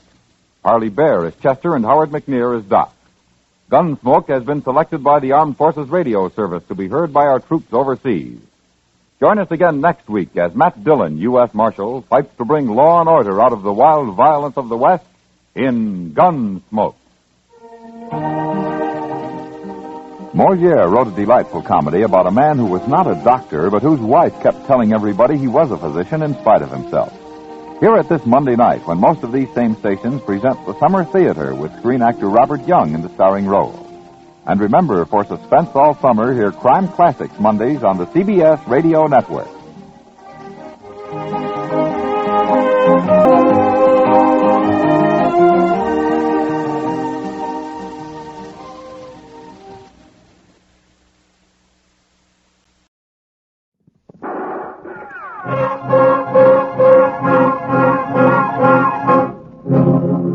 Around Dodge City and in the territory on West, there's just one way to handle the killers and the spoilers, and that's with the U.S. Marshal and the smell of gun smoke.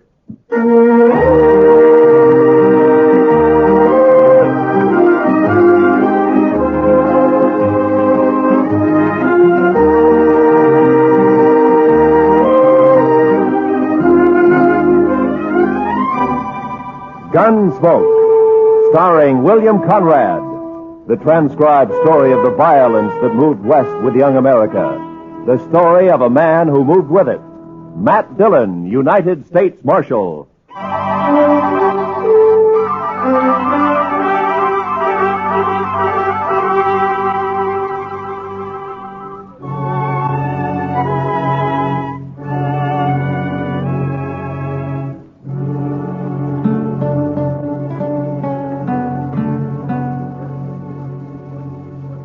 You know, Mr. Dillon, on evenings like this, I feel kindly towards everybody. Is that so, Chester? Yes, sir. It's a peaceful. There's no cowboys hoorahing up and down Front Street, no shooting, no fights, almost no nothing. Well, that doesn't upset you, does it? Oh, my, no, Mr. Dillon. I like it this way. Puts me some in mind of Texas. Texas? Well, now, Mr. Dillon, I don't mean there isn't some dust raising done down there from time to time. Why, sometimes Waco don't cool off from sunset to sunup. Is that so? Yes, sir. Well, I'm going to walk down to the Texas Trail, Chester, and have a beer with Kitty. Well, so I'll just sit here and think, son. All right. But I'll come get you if anything happens. Yeah, you do that, Chester.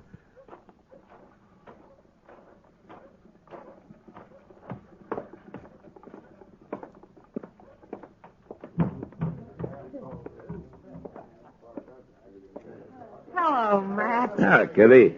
I was kind of looking for you. You got time for a beer? Sure. You want to go over to a table? Oh, the bar's cooler. Sam, set up some beer for me and Miss Kitty, will you? Why, sure, Marshal. There you are.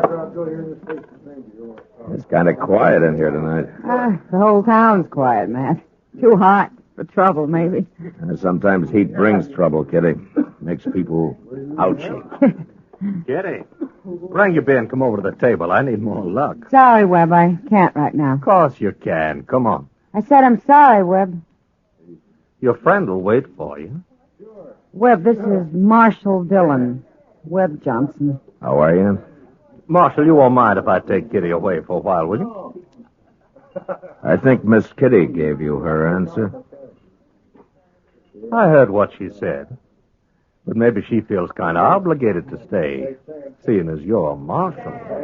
I don't figure my being a peace officer has anything to do with what Miss Kitty decides. Maybe not. But most girls know which side of their bread the butter's on. You better get back to your poker game. Okay. But come over to the table, Kitty, when you're free.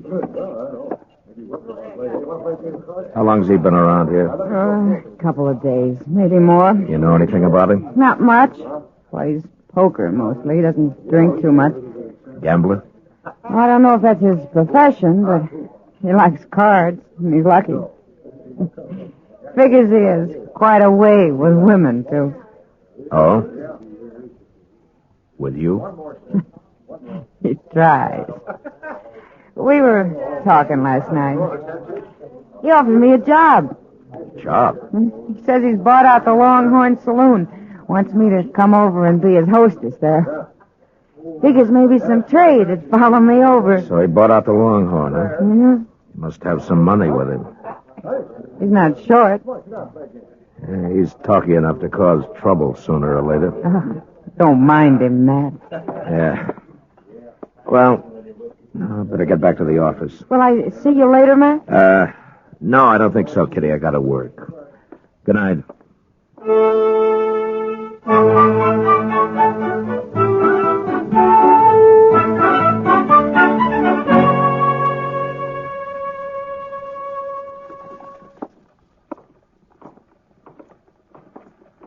You sure you don't want to eat, Chester? No, sir, thank you kindly, Mr. Dillon, but I already ate. Oh. I think I'll just walk on down to Depot, maybe. The depot? Yes, sir. Chester, what in the world do you do down there? Well, Mr. Hightower and me just sort of sat around and socialize. Then besides, there's a train due in. Sometimes there's all sorts of things. All right, Chester. I'll see you later. Yes, sir.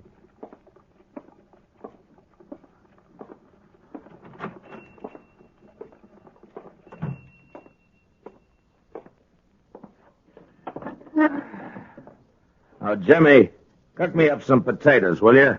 3 or 4 eggs and some of that side meat. Yes, sir, Marshal. It's the Marshal, ain't it? Well, good morning, Mr. Webb. Unless you're expecting company, you could ask me to sit with you. Well, I don't mind. Well, thank you. How'd you make out last night? In the poker game or with Kitty? At cards. Seems like everything I say sets you on edge, Marshal. Maybe. Well, I'll tell you, Kitty and I didn't quite hit it off, but I done fine at start. Those boys, Ashton and Trasker, they play cards like boys. Afraid to push their luck. Sometimes that's good. Not at poker, it ain't. Leastwise, I walked home last night with their money in my pocket. Over 500. Oh, that's good winnings. It wasn't hard. Miss Kitty tells me that you bought the Longhorn. News traveled, don't it? You a gambling man? I don't make my living playing cards, if that's what you mean. You going to keep on the same boys that are at the Longhorn now? No, Marshal, I'm not. I've got my own way of doing things. Those boys might not understand. So I've got 2 dealers coming in this morning from St. Louis. We worked together before. Here's your breakfast, Marshal. Fried up some onions for good measure. They kind of bring out the flavor of the eggs some. Oh, thank you, Jimmy. You want beer, coffee? Coffee, I think. Bring the pot over. I'll have some, too. Yes, sir. You don't like me much, do you, Marshal? No. Why not? Why don't you like me? Well, for one thing, you talk too much. It may be. Let me give you some advice, Mr. Webb. This is an easy town to get killed in. So I've heard. So see to it that the Longhorn runs smooth and easy, huh? Speaking of gambling. Gambling or girls. Well, now, Marshal, there's a lot of money in Dodge these days, what with the trail herds and the buffalo and all. I'd feel kind of bad if I didn't get my share of it. The money that changes hands in the Longhorn is your business as long as it's honest. Just tell your St. Louis dealers to remember that. You're mighty preachy for Marshal, ain't you? I'm not interested in the morals of the citizens individually. But when it affects the peace of the whole town, it is my business. Well, now, from the way you talk, I don't imagine you'd be interested in the percentage deal. Or would you? Get out of here. And remember what I said. Why, sure. I'll tell you one thing, Marshal. That star on your chest don't scare me one bit.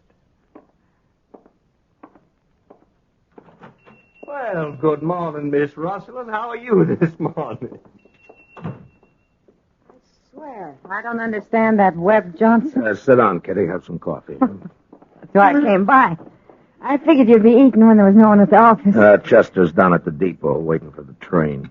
Anything important, Matt? No, just the train.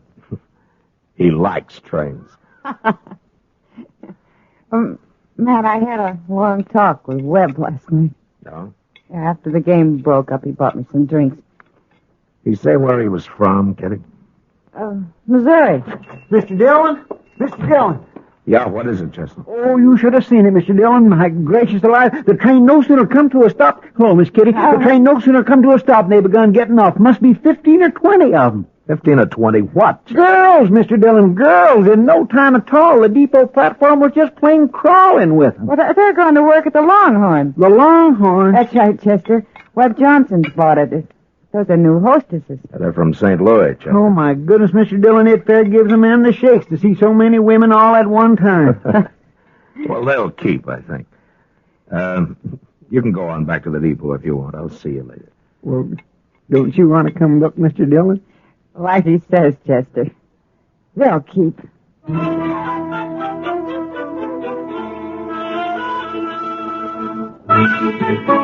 And it was just 2 nights later that the Longhorn opened, with drinks on the house, first come, first served.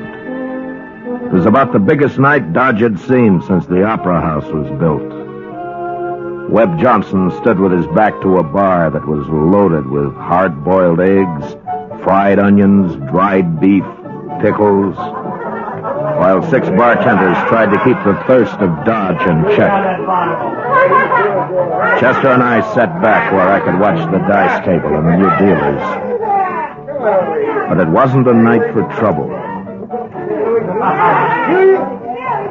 Well, Marshal Dillon. See you come to pay us a visit on opening night. Hello, Webb. Not drinking, Marshal. It's on the house, you know. Not tonight, thank you. Too bad. I've always made it a practice never to turn down anything free. Well, how about your friend here? Well, yes, sir. I could use a little whiskey with some sugar in it. I'll send one over to you. Oh, Marshal. Yes, sir. Just by the way, you won't have to worry too much about my cheating the good citizens of Dodge out of their money. From what I've seen of them, it won't be too hard to take. I'll get one of the boys to bring you back that tray. Thank you, Mr. Johnson. Mr. Dillon, I know you don't like him, but in some ways he's not too bad, is he? Chester, don't ever judge a man by the drinks that he buys you. I'll see you in the morning.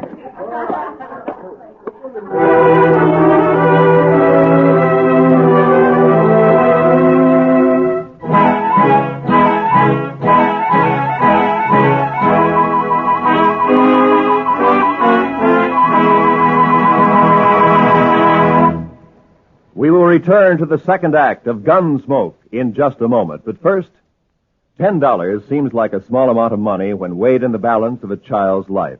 Yet a $10 care package, food or clothing, to the war orphans of Korea could easily save a child's life. These children have no parents, homes, or source of food. They are begging for just enough to eat. A contribution in any amount will help. Send it to your local care office, or to CARE New York, or CARE Los Angeles. Now, the second act of Gunsmoke.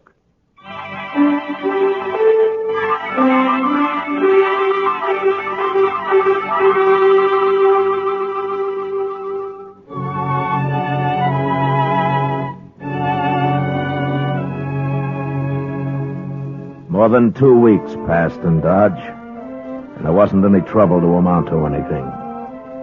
A couple of buffalo skinners got knifed in a fight the other side of the river, and that was all. I saw Webb Johnson a couple of times walking along Front Street, each time with one of his new entertainers, but I avoided going into the Longhorn unless I had to. I didn't want any part of him or his saloon.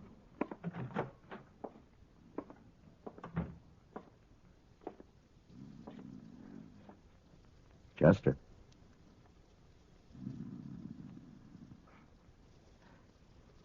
Chester.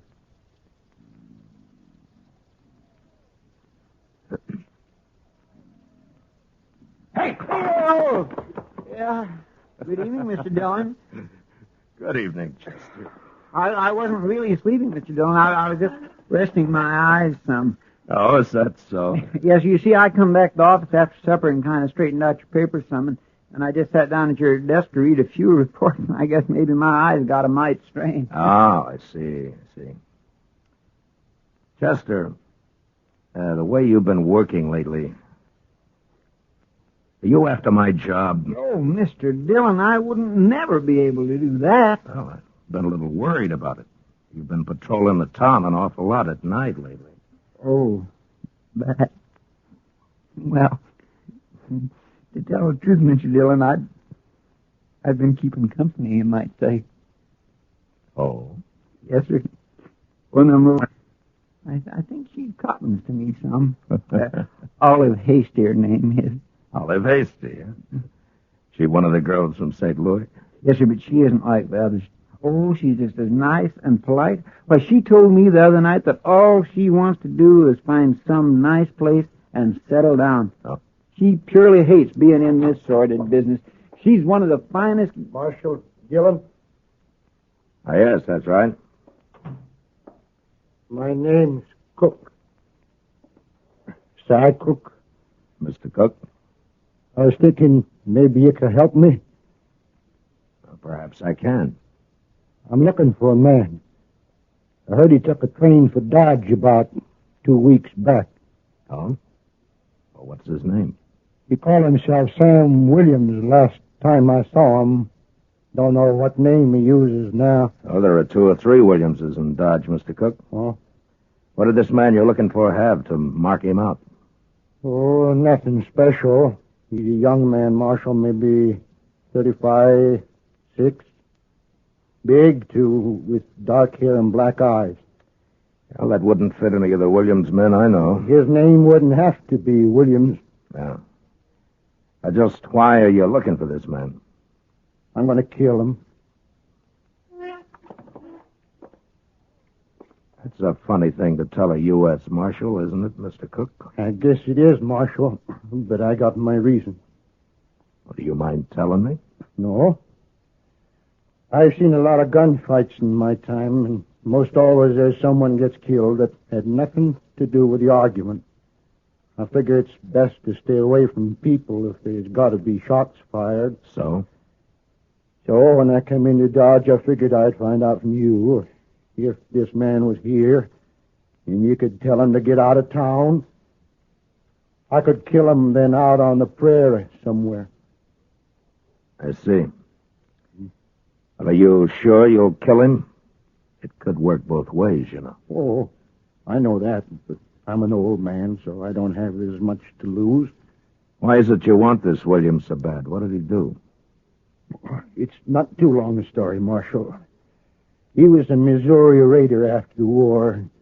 He and some other fella come down to my farm one night. He took most everything we had, my wife and I. He was all pretty drunk, I guess. My daughter, she was about 17 then.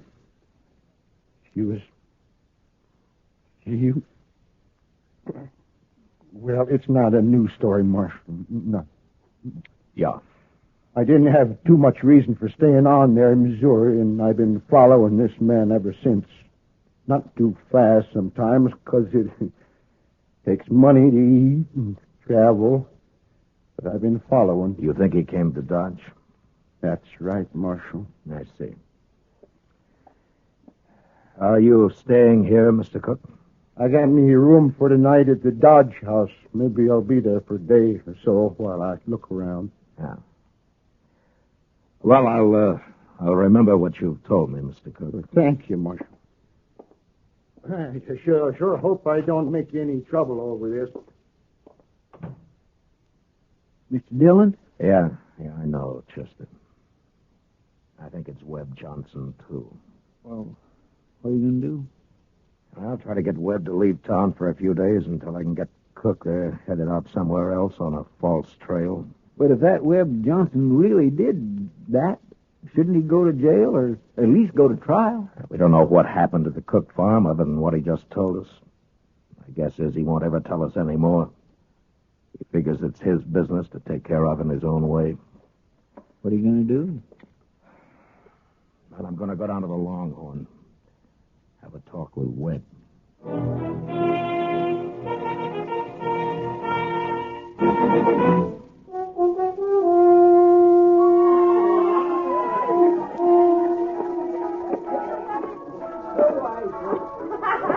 Webb, I want to talk to you.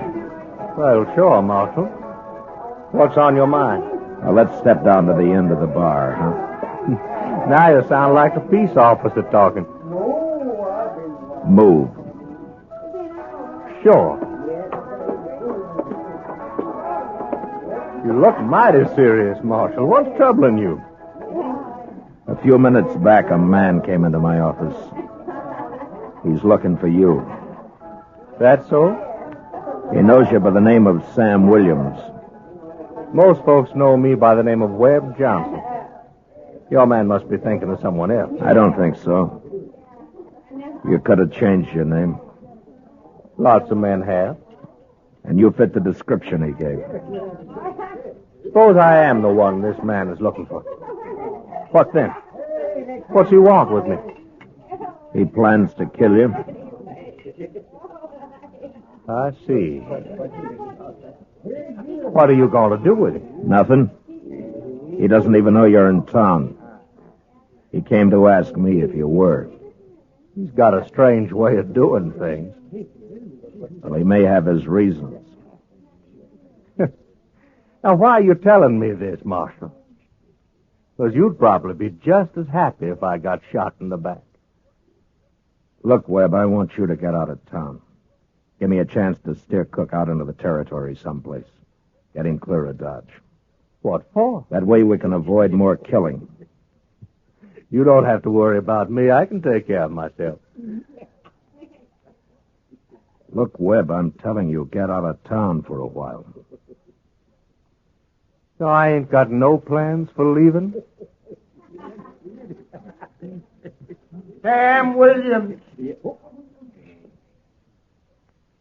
Hello, Si. I've come a long way, Sam.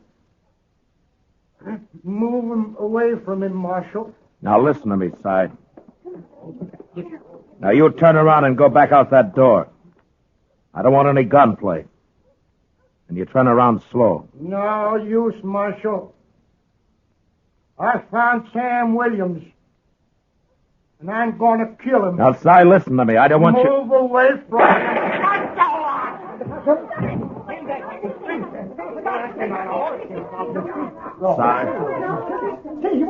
Si. He's dead, isn't he? Yeah, he's dead. Well, he was bound to get himself hurt sooner or later. He was crazy as a hooty owl. Who did this, Webb? Well, why do you ask me that, Marshal? Because Cook told me why he held a grudge against you. Why he was looking for you. You mean that story about the farm and his daughter-in-law? Well, now, what about it, Marshal? You couldn't prove nothing now, even if it was true.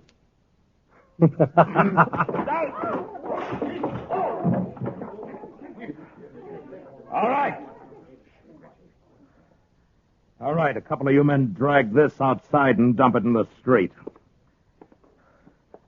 And you three, you'll carry Cook up to Doc's place.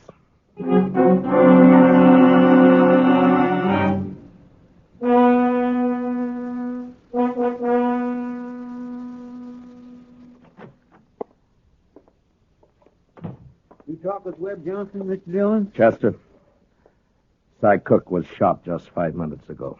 He hurt bad? He's dead. Oh, my goodness. Webb Johnson? No, I was standing beside Johnson. It was somebody outside. Well, can't we go after him? There's no use at night. He could take 20 directions out of town. Tomorrow's time enough. Marshal Dillon. Well, Miss Olive, what in the world? Come here. You'll come after me. I've got to talk to you. Well, what is it, miss? I climbed out a back window and came right over. I know who Webb paid to kill that man. What's that? I was in Webb's room with him when he got the kid drunk and paid him the money. What kid? They called him Slim, that's all I know. It was maybe 16. I thought it was just a joke. I didn't know Webb really was going to have a man killed. When was this? Early this evening, one of the dealers came and told Webb he'd seen Cook in town. That's when it started. You remember what Webb said to the kid? Yes. Is it worth a horse and $100 to you to shoot a man? The kid was drunk and he laughed and said, what color was the horse? You'd swear to this in a court. Marshal, I'm scared. If I thought about it, I wouldn't have come. Maybe Webb will have someone shoot me. All right, take it easy now, miss. Now, look, you'll be safe here. You're not going to leave me here. Chester, get me that shotgun. Yes, sir. And take one for yourself. Am I going with you? Yeah, come on. Oh, Marshal, don't please. You stay here now.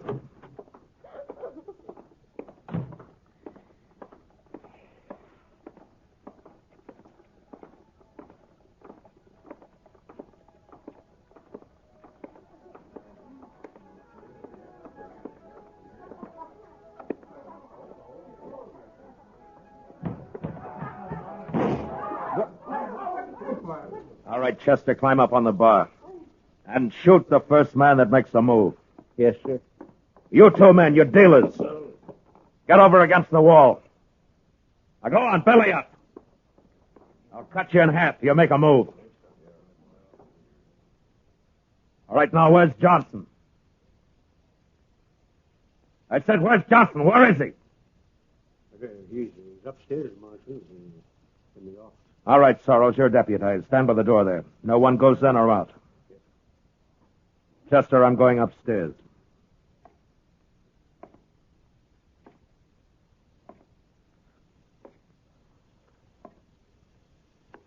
I've been expecting you, Marshal.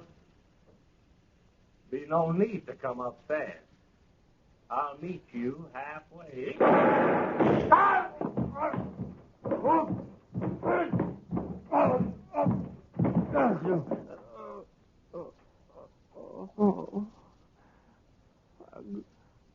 I'm gonna die.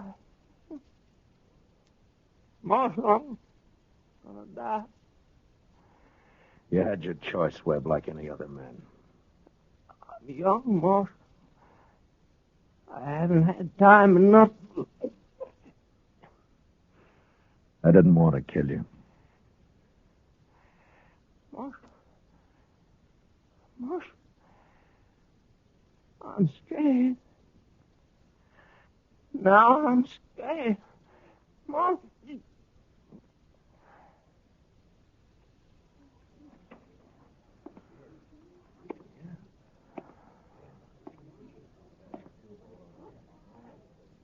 All right. Gentlemen, cut loose and ride for home. Until further notice, the Longhorn Saloon's closed.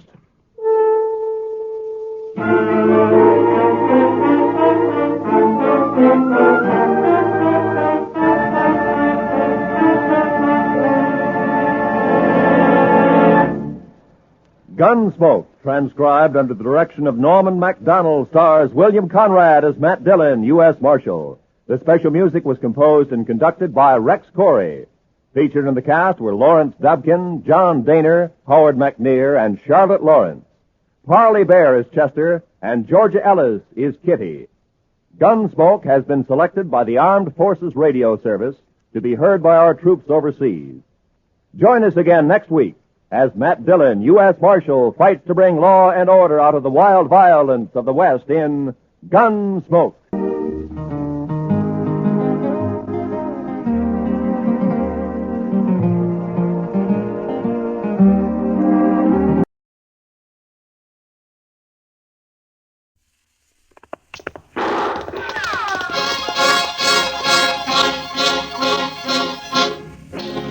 Around Dodge City and in the territory on West, there's just one way to handle the killers and the spoilers, and that's with a U.S. Marshal and the smell of gun smoke.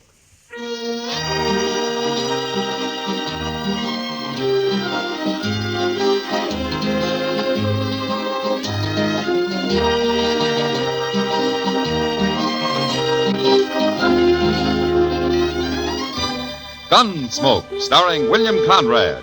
The story of the violence that moved west with young America. story of a man who moved with it. Matt Dillon, United States Marshal.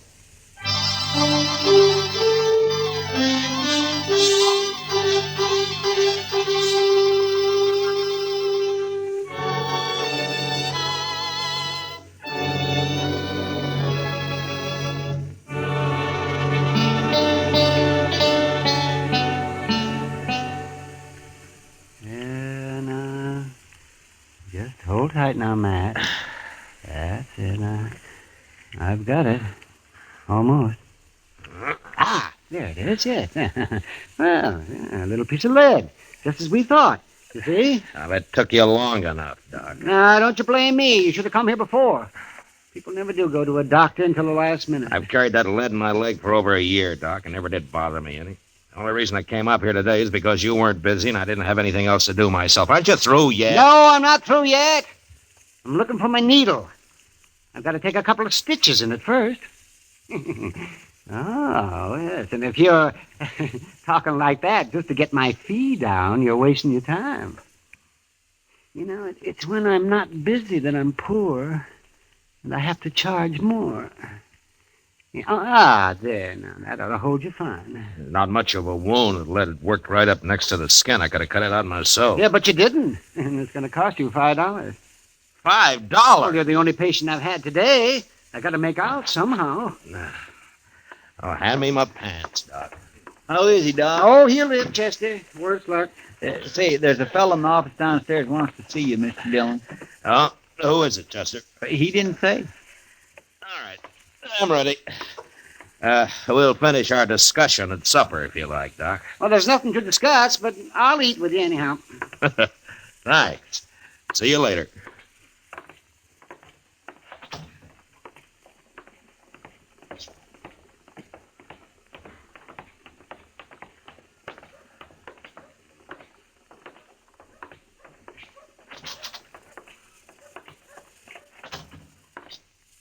Are you Marshal Dillon? I am. My name's Parker. I'm a special deputy representing the New Mexico Stock Raisers New Association. Mexico? Of course. Haven't you heard of the association? Yeah, I've heard of it. I was just thinking you're a long way from home, aren't you? Perhaps. Marshal, I have a warrant here for the arrest of Dane Shaw. Dane Shaw. I never heard of that name around here. We'll let the marshal handle this if you don't mind. Oh, we will, huh? Well, now, you're pretty high and mighty for just a Easy, doggone... Chester, easy. Here's the warrant, Marshal. Who issued this, Mr. Parker? We had Judge Blent of Santa Fe issue it. You had him issue it? Well, no. What I mean is read it. Read it. Yeah. It's got the judge's name on it, and it's sealed. That looks okay to me. What makes you think this Dane Shaw's in Dodge? I didn't say I thought he was in Dodge. You're the one looking for help, mister, not me. It's a warrant, and you're a marshal. And we think Dane Shaw may be in or near Tascosa. Tascosa? That's a long ride from here, Mr. Parker. Isn't there someone closer than I am? No, I was told to deliver the warrant here. I see. Oh, what's this Shaw wanted for, anyway? Rustling, murder, banditry. All of that? He once rode with Billy the Kid. Does that explain it? Not quite, Mr. Parker. We hold those men equally responsible. Every one of them. We? The Stock Raisers Association. And others. Ah, I see. Now, you say Shaw once rode with a kid. You mean he isn't still with him? Shaw left the gang just 2 years ago. Who told you he did? Pat Garrett. Pat Garrett? Well, if he said so, it's probably true. We've got to put a stop to that gang, Marshal. New Mexico is like an armed camp till we do. But Shaw isn't with the kid anymore. He's of the same breed, and he'll be back, maybe with his own gang. Yeah, that's possible. In any case, the man's wanted, and you have the warrant. Why don't you come down to Tascosa with us, Mr. Parker? No, that's not my job. I'll wait right here in Dodge. Yeah, I thought so. Any idea what Dane Shaw looks like? 6 feet, black hair, about 180 pounds. That's not much help. Anything else? They say he has a knife scar across his ribs on the left side. Well, that's something. Where's he from? Who knows where any of those men come from? They all lie, anyway. Why, they say Billy the Kid claims to have been born in New York. Well, maybe he was. Oh, nonsense. How do you know? Well, I was born in New York, for one thing. And you couldn't both have come from the same town. I'd hate to think so, Marshal. All right, Mr. Parker, you keep nice and cozy here in Dodge, and we'll ride down to Tascosa for you. Now, Marshal, I don't think that's quite called for. Chester, go get our horses. Yes, sir, Mr. Dillon.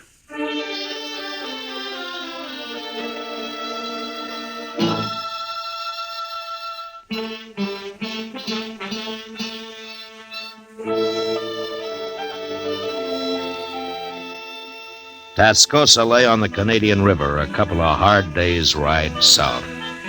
Until recently, it had been a Comanchero trading point.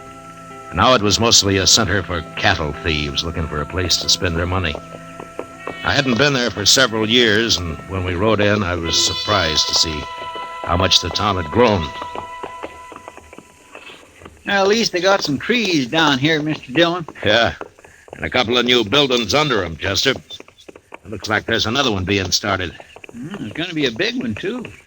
Doesn't look like a house, though. I wonder what it is. Now we can ask in the saloon over there.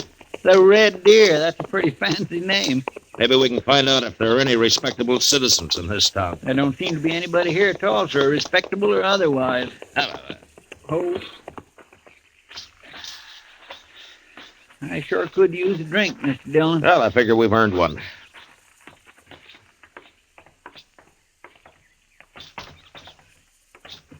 Gentlemen, what'll it be? Beer. Oh, Mr. Dillon.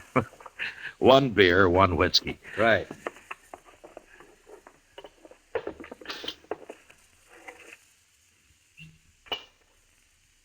There now. That's the best looking thing I've seen yet in this town. Here's how.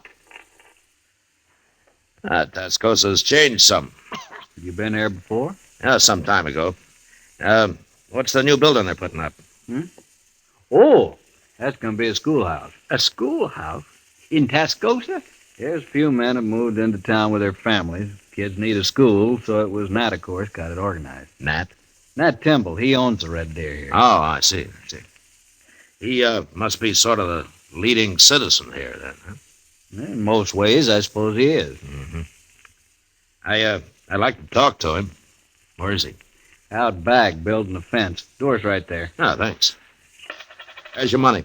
See you later. Sure.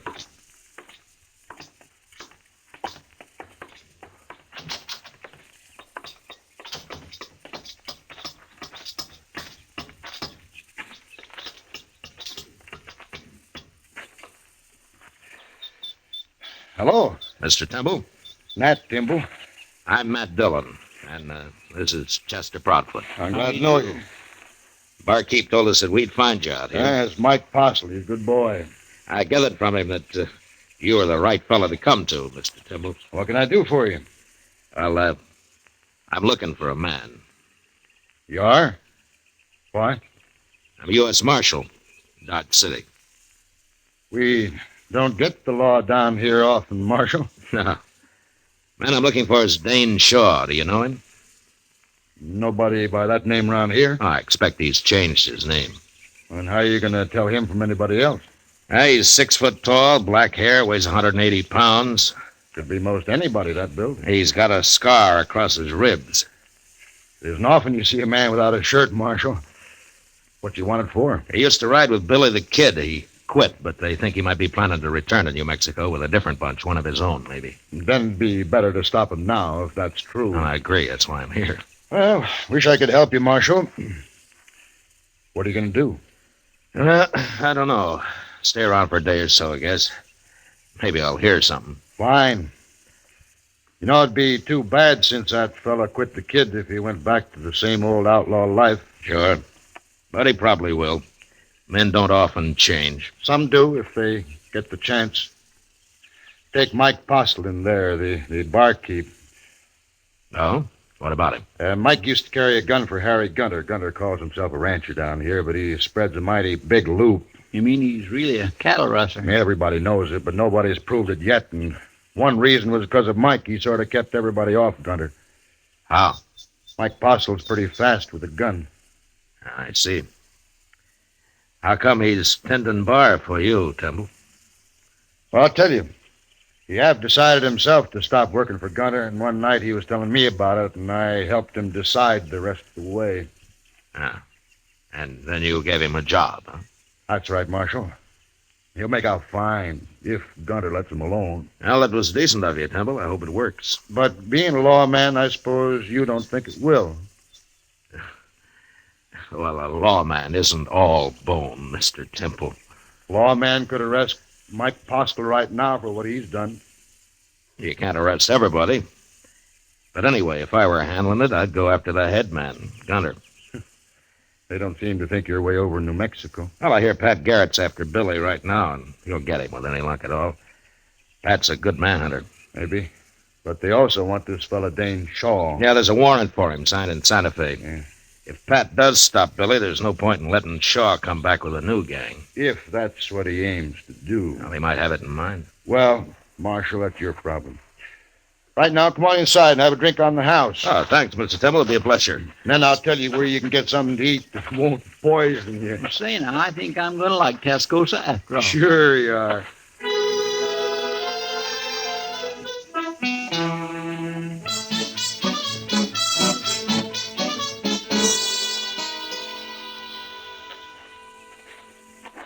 That was pretty good turkey, Mr. Dillon. You should have tried it. And they must have a Chinese cook in that place. It's better than the usual feed trough in a town like this. Yeah, let's sit here a while, Chester. All right. Just think, Mr. Dillon, someday Tascosa may be as big as St. Louis. I doubt that, Chester. Well, as big as Dodge, then. That's a little more likely. Ah, here come some citizens now. They sure are. Looking for trouble, and they ain't even dark yet. Maybe they just want to cut the dust in their throats, Chester. Mean-looking bunch, if you ask me. I'll do the talking, man. Okay, Gunner, we're behind you. If he ain't in here, we'll find him. Did he say Gunter? Yeah, I did, Chester. Come on, let's watch it.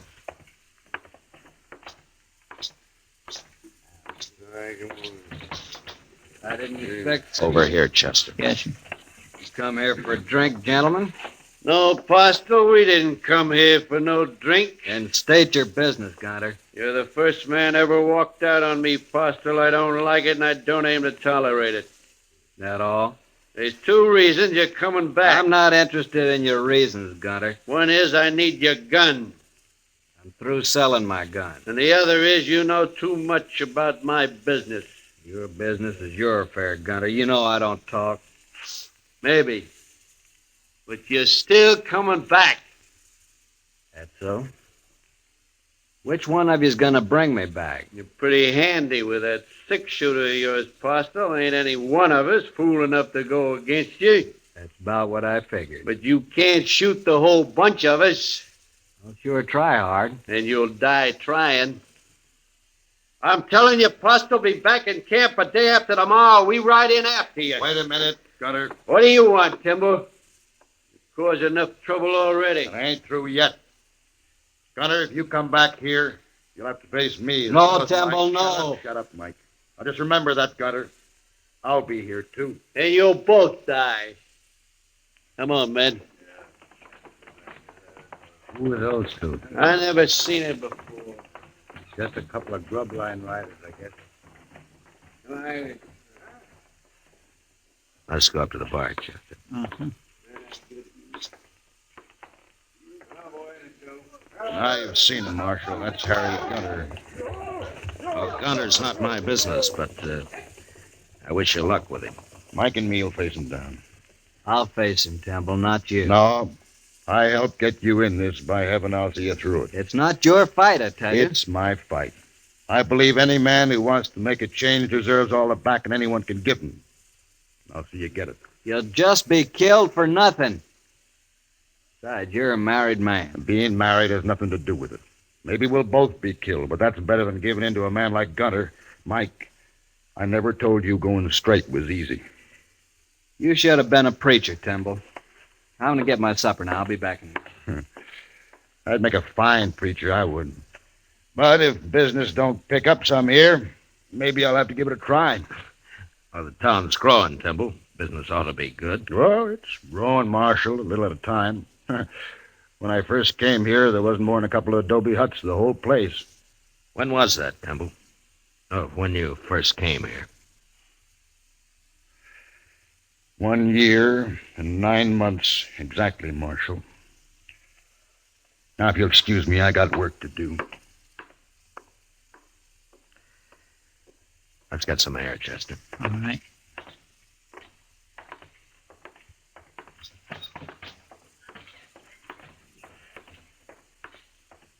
He's a mighty nice fellow, that Matt Timble, isn't he? I mean, willing to back up Mike Postle that way. He's a man of his word. And building a new school and all that. Married, too. Funny thing, Mr. Dillon, I can't quite figure out if you like Timble. I like him fine, Chester. Only his name isn't Timble. What? It's Dane Shaw.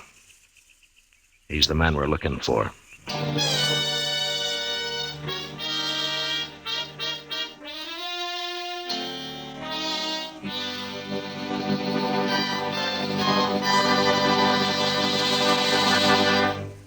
We will return for the second act of Gunsmoke in just a moment. But first, tomorrow night on most of these same stations, CBS Radio presents Dick Powell in the role of Richard Diamond, private detective.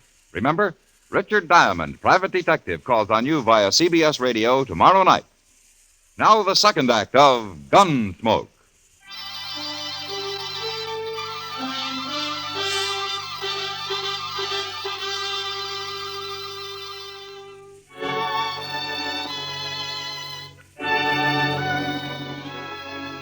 The idea of taking a man like Nat Timble in and sending him back to New Mexico to face a jury of scared and vengeful cattlemen didn't sit too well with me.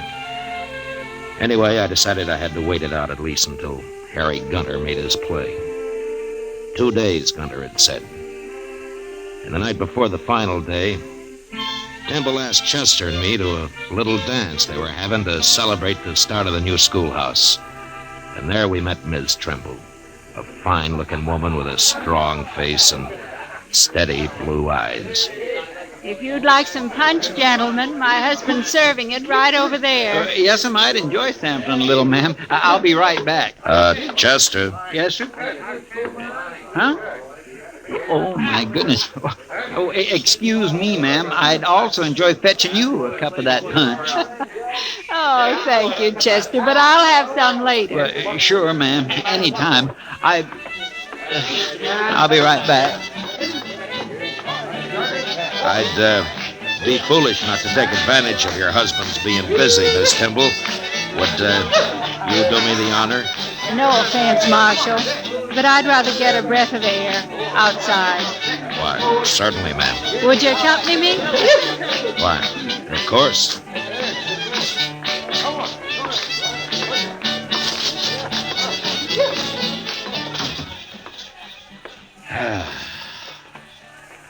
Nice evening. You think it'll hold, Marshal? Oh, it won't rain. Not for the next couple of days, anyway. That's not exactly what I meant. I was wondering how nice tomorrow evening will be. Afraid I don't quite follow, ma'am. After Harry Gunter and his gang ride in. Oh. Well, now, I wouldn't worry about that, Miss Timble. My husband's involved, Marshal. I'm bound to worry. Of course. It's not that I don't want him to back Mike Postle and fight alongside him. He's got to do that. But I don't want him killed.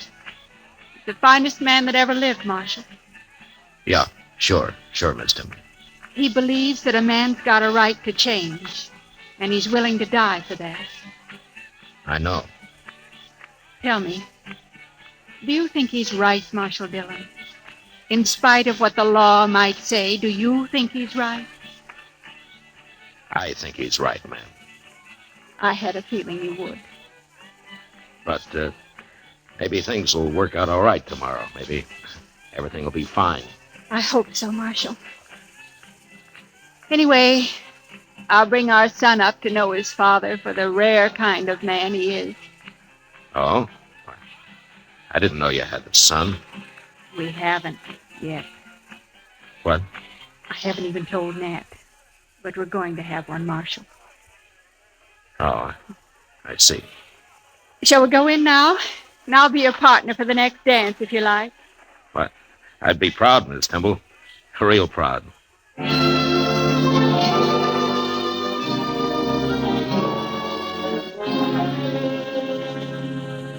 Next morning early, Chester and I saddled up and rode out past the edge of town to the south. There we pulled off the trail into a clump of scrub cedar and waited.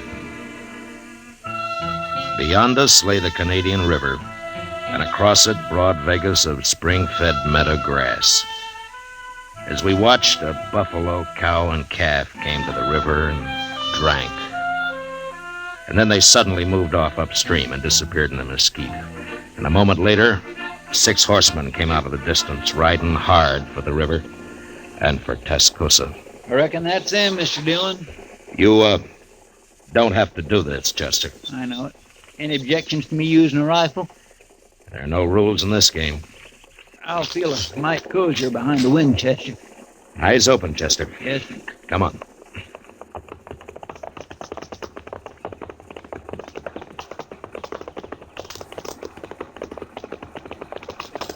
All right, hold it, Gunner. Oh, who are you? I'm a U.S. Marshal. My name's Matt Dillon.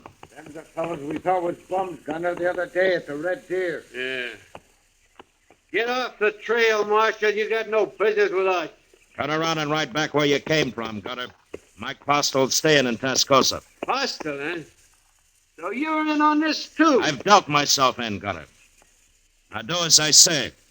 And keep away from Tascosa from now on, or I'll get a posse and come after the bunch of you. We don't need any lawmen down here, Marshal. Who's that? It's Timble and Mike, Mr. Dillon. How did they know we were out here? Looks like we won't have to go into Tascosa, Marshal. We can settle this right here. You were missing this morning, Marshal. I kind of figured we'd find you hereabouts. You and Timble both ought to stay out of this. This is my trouble. It's a little late for that now, Postel. Well, the odds are down, Gunner. They sure are. I ain't facing all them. Come on, Gunner. We'll catch Postle later when there ain't such a crowd. There we are. Not me. I'm going. Shut up. Timble, you're responsible for this. I'm proud of it, Gunner. Get him and Postle, men. Get Stop them. it, Gunner!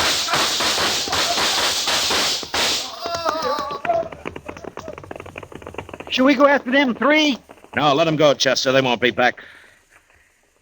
Temple's been hit.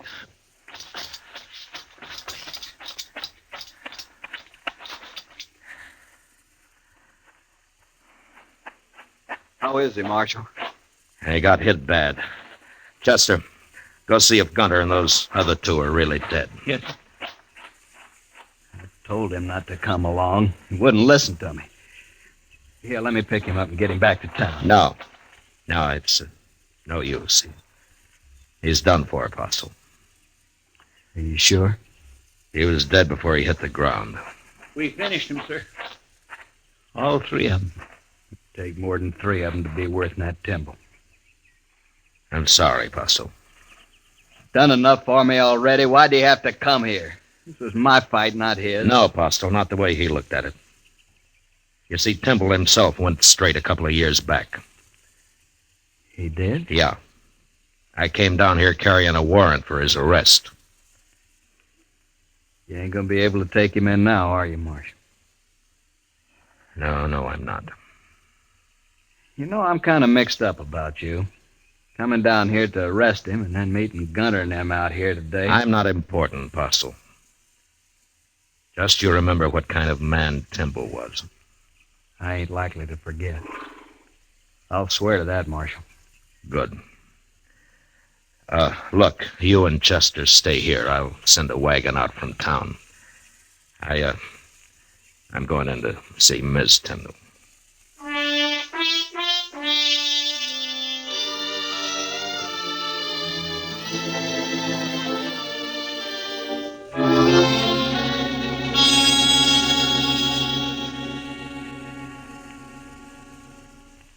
You'll be going back to Dodge now, Marshal. Yes, ma'am, I will. I want to thank you for trying to stop it. It's my job. No, not quite.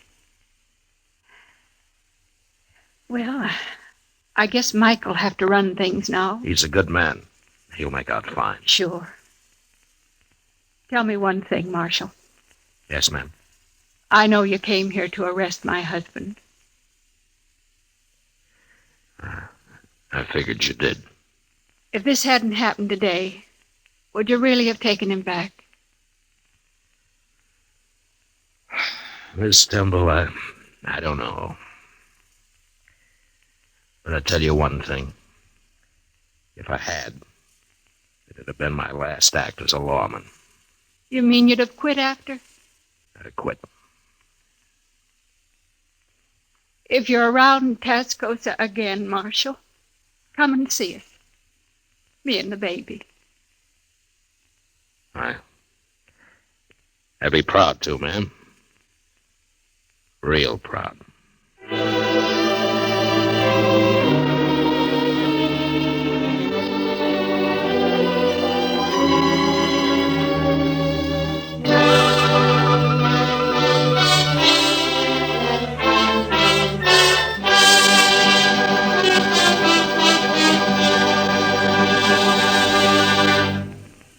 Gunsmoke, under the direction of Norman MacDonald, stars William Conrad as Matt Dillon, U.S. Marshal. Tonight's story was specially written for Gunsmoke by John Meston, with music composed and conducted by Rex Corey. Featured in the cast were John Daner and Tom Tully, with Harry Bartell, Paul Dubov, Helen Queeb, and James Nusser. Harley Bear is Chester, Howard McNear is Doc. Gunsmoke has been selected by the Armed Forces Radio Service to be heard by our troops overseas. Join us again next week as Matt Dillon, U.S. Marshal, fights to bring law and order out of the wild violence of the West in Gunsmoke.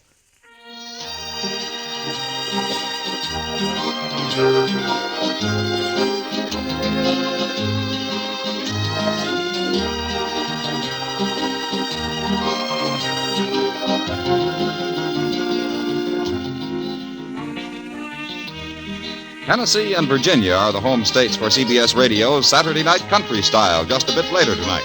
That's where the rural rhythm's coming from, but it's going out all over the country on most of these same stations. This is George Walsh speaking, and remember, you'll find Western adventure and music with Gene Autry Sunday evenings on the CBS Radio Network.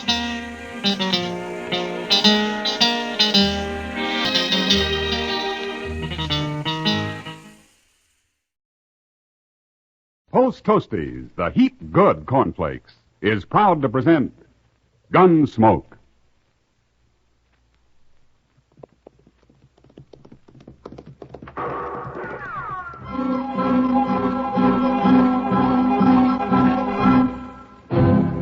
Around Dodge City and in the territory on west, there's just one way to handle the killers and the spoilers, and that's with a U.S. Marshal and the smell of Gunsmoke.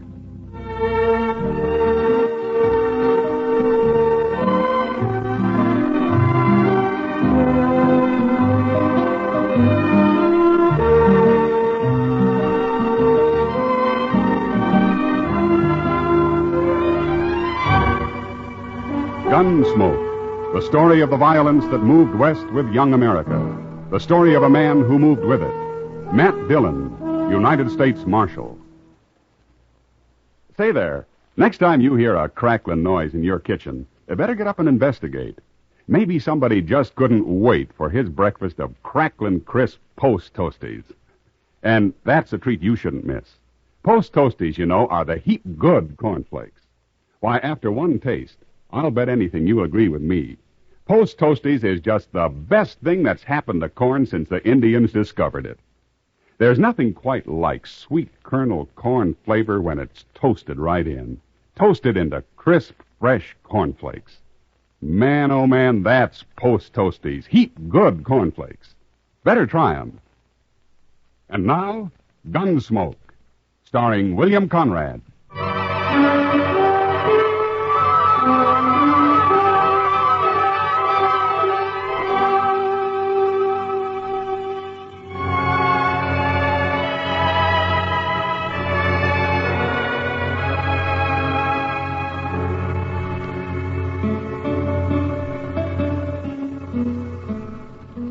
This ain't much of a room, Quarter.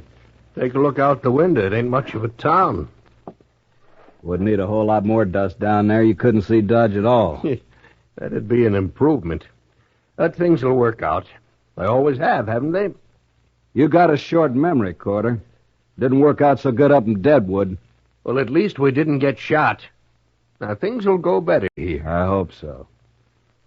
What kind of lawman they got here, I wonder? Well, we'll soon find out. Ought to be along any minute now. I sent word we'd like to have a talk right away at the hotel here. By the way, Quarter, who's going to do the talking this time? I'll do it. It must be him. You let me handle this now, Duggan. Okay. Come in.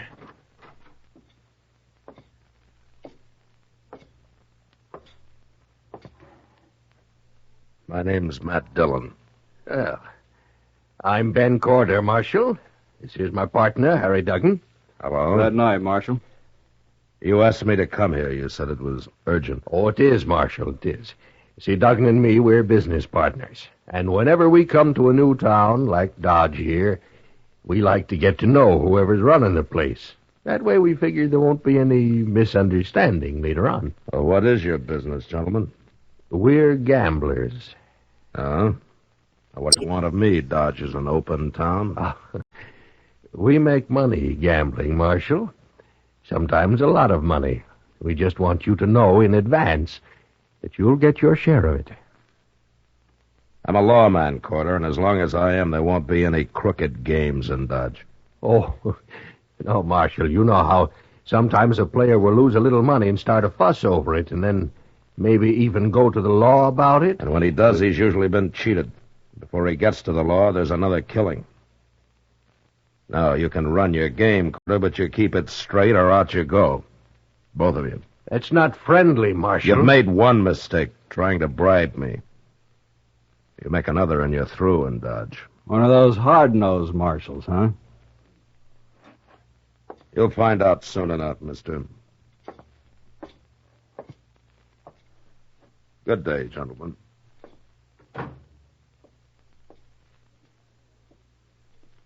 You handled him great, Corder, just great. No, don't be a fool.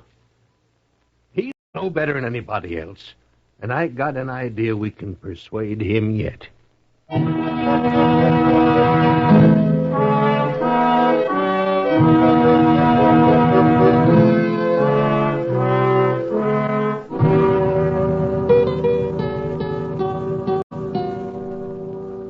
Chester, Yes, sir? how's the prisoner?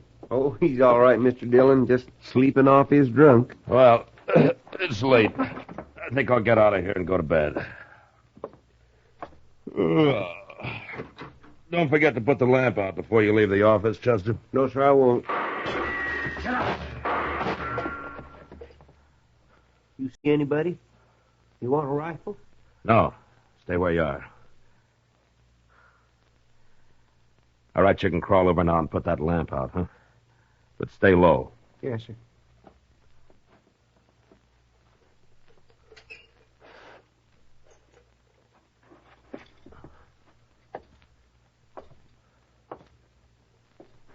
Well, he's through. Ain't we going after him, Mr. Dillon? Now, he had a rifle, Chester, and he was in the alley just across the street. That's mighty poor shooting if he wanted to hit me.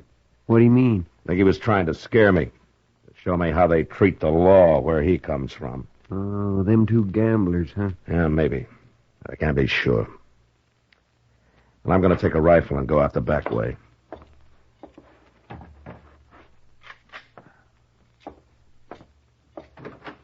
I'll see you tomorrow, Chester. Yes, sir.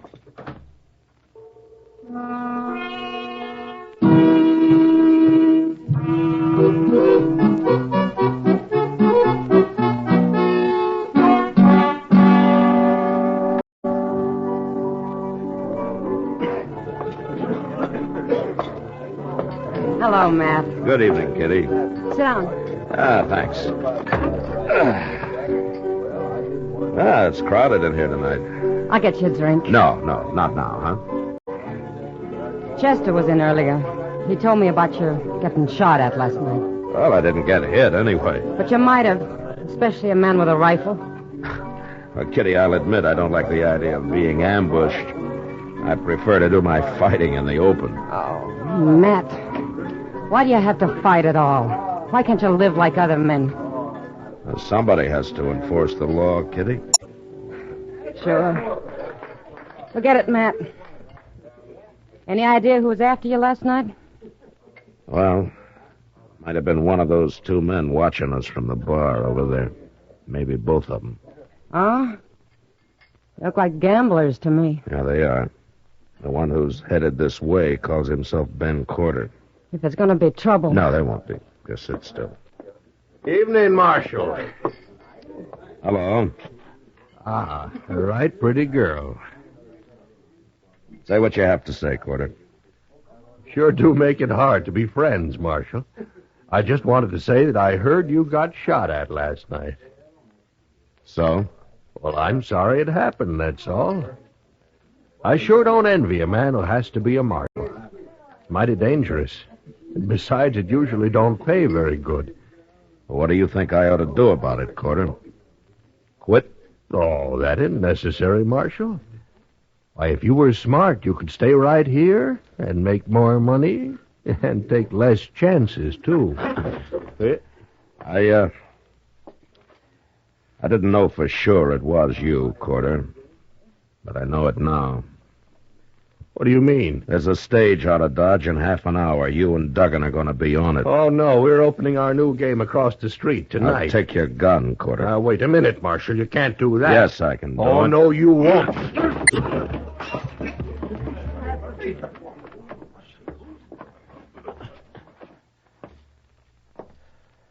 All right, Duggan.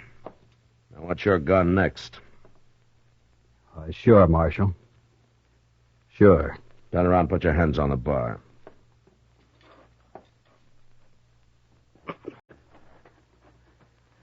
All right, now go pick up your partner. You're riding the stage north tonight. Now get going, Duggan, and don't ever come back, either one of you.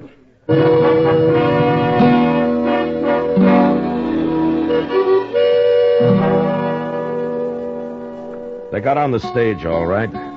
I was there to see them do it. And just before it pulled out, I unloaded their guns and tossed them into the floor inside. And then they left, and I forgot about them. I figured these two, like so many others I'd run out of Dodge, would keep going and make their trouble somewhere else. But a couple of weeks later, I found out I'd figured wrong. I was walking up Front Street one evening with Doc. That Humboldt woman was in to see me again today, Matt. Well, you're usually complaining about a shortage of patients, Doc. I know, but this woman's not a patient. She's a suicide. Oh, Doc, that might be said of anybody who comes to you. Eh? What, oh, no, I'm going to remember that, ain't I? Mr. Dillon? Oh, hello, Doc. Oh, hello, Chester. Say, they're right inside the Alfregans there, Mr. Dillon. I just saw them. Oh? Who'd you see, Chester? Them gamblers, Carter and Duggan, and they got somebody else with them, some stranger. Oh, no. I'll see you later, Doc. Sure, Matt. Yeah.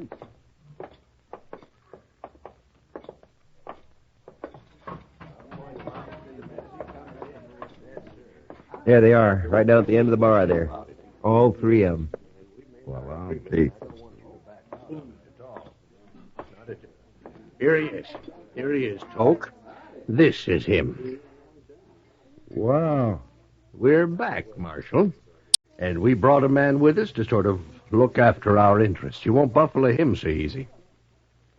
Hello, Toke. You really Marshal here? Yeah? Why didn't they tell you? I didn't mention no name. What are you two talking about? What is this? Toke Marlin and I are old friends, Corder. We worked and rode a long time together. We went through quite a lot, didn't we, Toke? Too much. Remember? Yeah, I remember. You've sold your gun to these two. Is that right? That's right. So you're here to kill me?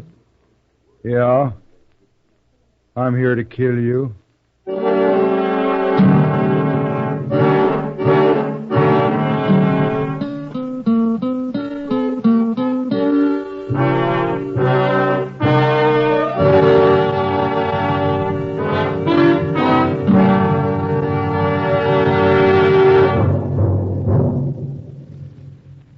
more morning appetites at your house. If they're pretty drowsy, here's a real good way to wake 'em up. Set a bowl full of Post Toasties, the heat-good cornflakes, at everybody's place. Just watch your folks take notice when they see how crisp Post Toasties are, and wait till they taste that sweet kernel corn flavor toasted in. Bet your whole tribe will agree with you. Post Toasties are the best thing that's happened to corn since the Indians discovered it. And here's a thought if you'd like to make a good thing even better. Try topping Post Toasties with your favorite fruit. You'll find that's a mighty good way to start the day. Fact is, it's a downright delicious way. So next time you shop, be sure to ask for Post Toasties. They're the heat-good cornflakes. You'll see. Post Toasties, heat-good cornflakes. The best thing that's happened to corn since the Indians discovered it. Heat-good cornflakes. Post Toasties, heat-good cornflakes. Now back to Gunsmoke.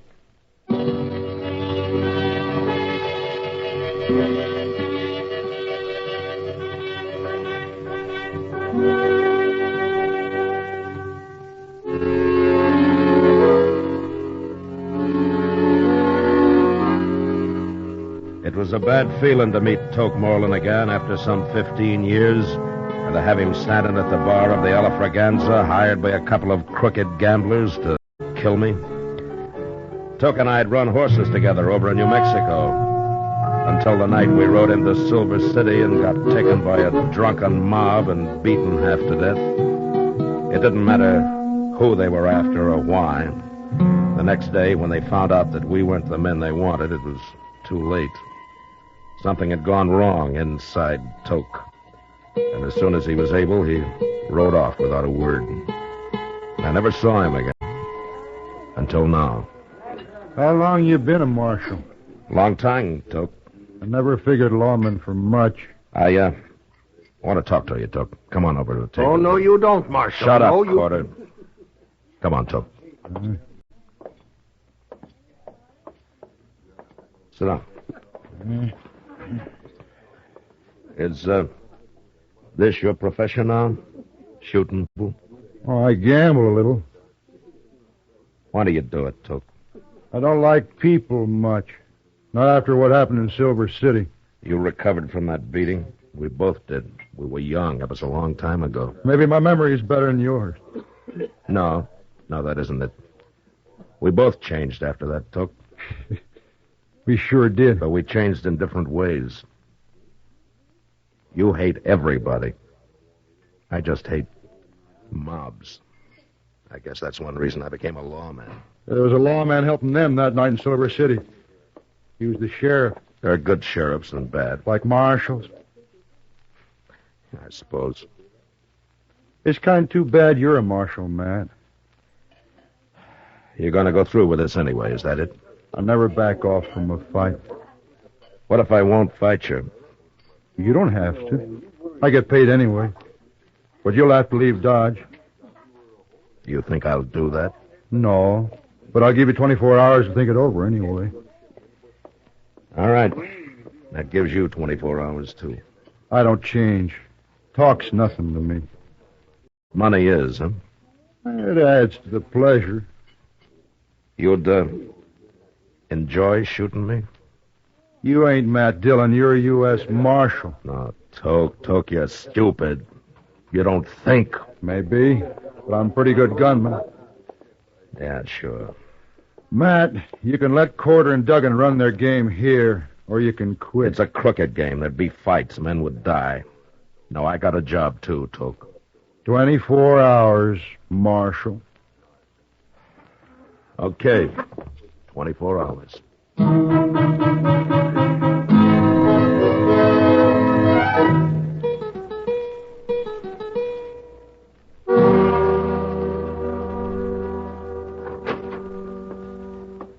Hello, Matt. Chester? Hello, Doc. Doc. You're looking mighty glum today, Matt. Am I? You should be. Why? Well, I've been over to the Dodge House. Mr. Reisling's down with the gout again. And there's a lot of talk, Matt. I know you must have your reasons, but people are sure wondering what those two gamblers are doing back in town again. Well, that'll all be settled tonight, Doc. Well, I'm glad to hear it. Don't go to bed early, huh? We might need you. Yeah? A fight man? Why, you didn't have any trouble with him before. Why, you... Oh, that other fella they brought with him. Yeah, that one. Ain't there no way at all to stop him, Mr. Dillon? I've been trying to think, Chester. If there's anything in this world I hate, it's a paid gunman. I got no use for a man that can be bought for money. Money's important to Toke, but I don't see how... You know where Toke is now? Well, he was in the Texas Trail a little while ago. Good. I'll be back later.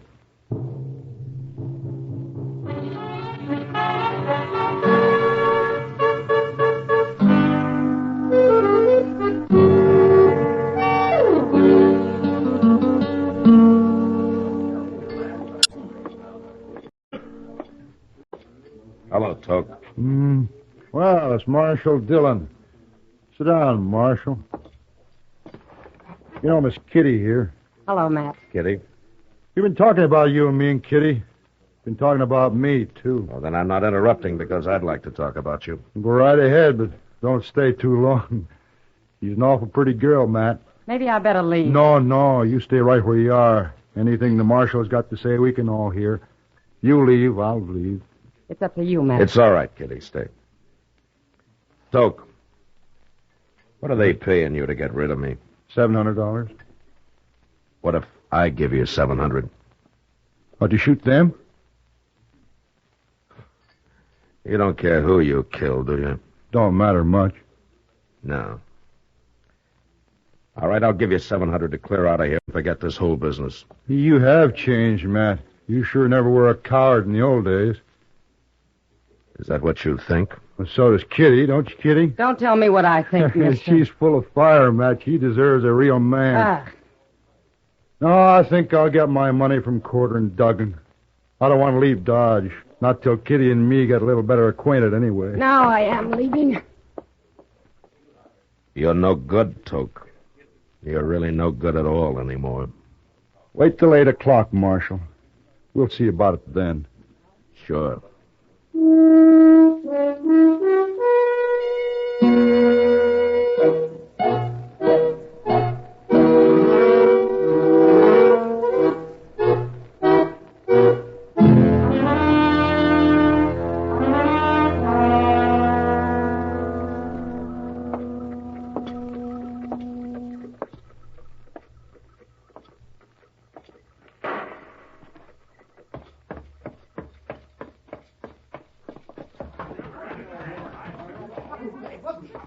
I saw it, Mr. Dillon. I was just coming for you. It was Toke Moreland. He just shot a man at the Monte table back there. But the other fellow drawed first. Okay, Chester. Keep an eye on Corder and Duggan. Yes, sir.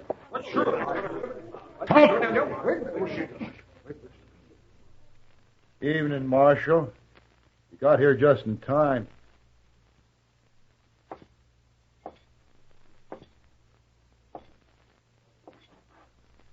Did you kill that man, Toke?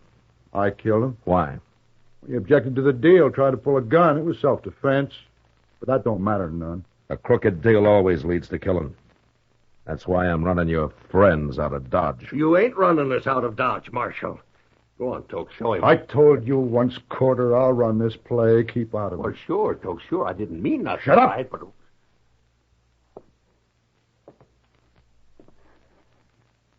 I guess you ain't a coward after all, Matt. Then get out of Dodge. Take them with you. No. I'm going to try to kill me another lawman first. Okay, Toke. So long. So long, Marshal.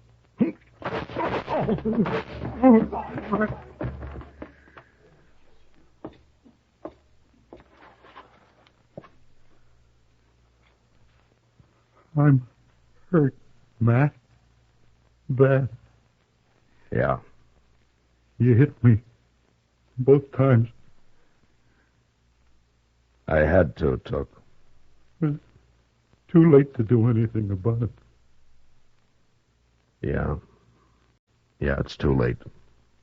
By heaven, I wish had last week back again, man. Here it is. Huh? Huh?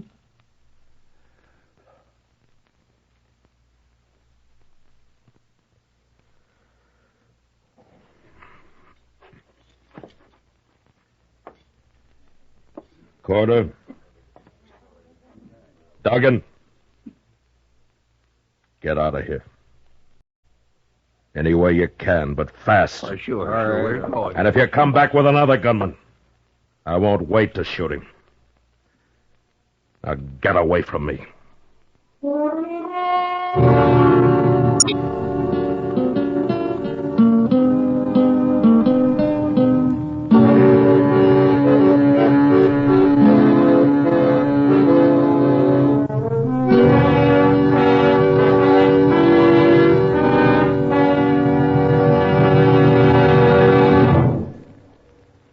In just a moment, we'll tell you about next week's adventure on Gunsmoke.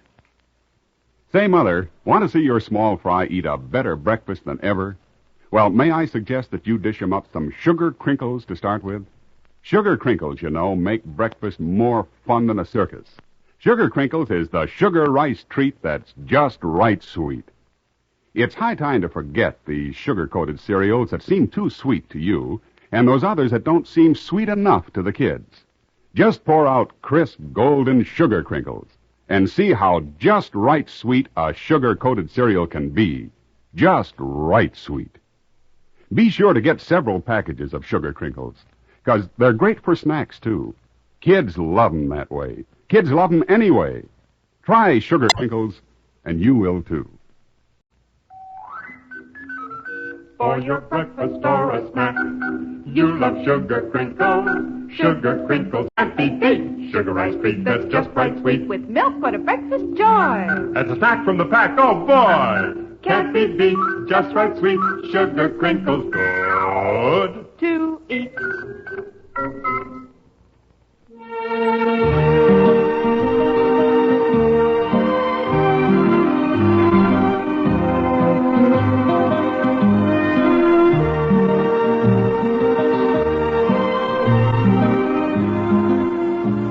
Gunsmoke, under the direction of Norman MacDonald, stars William Conrad as Matt Dillon, U.S. Marshal.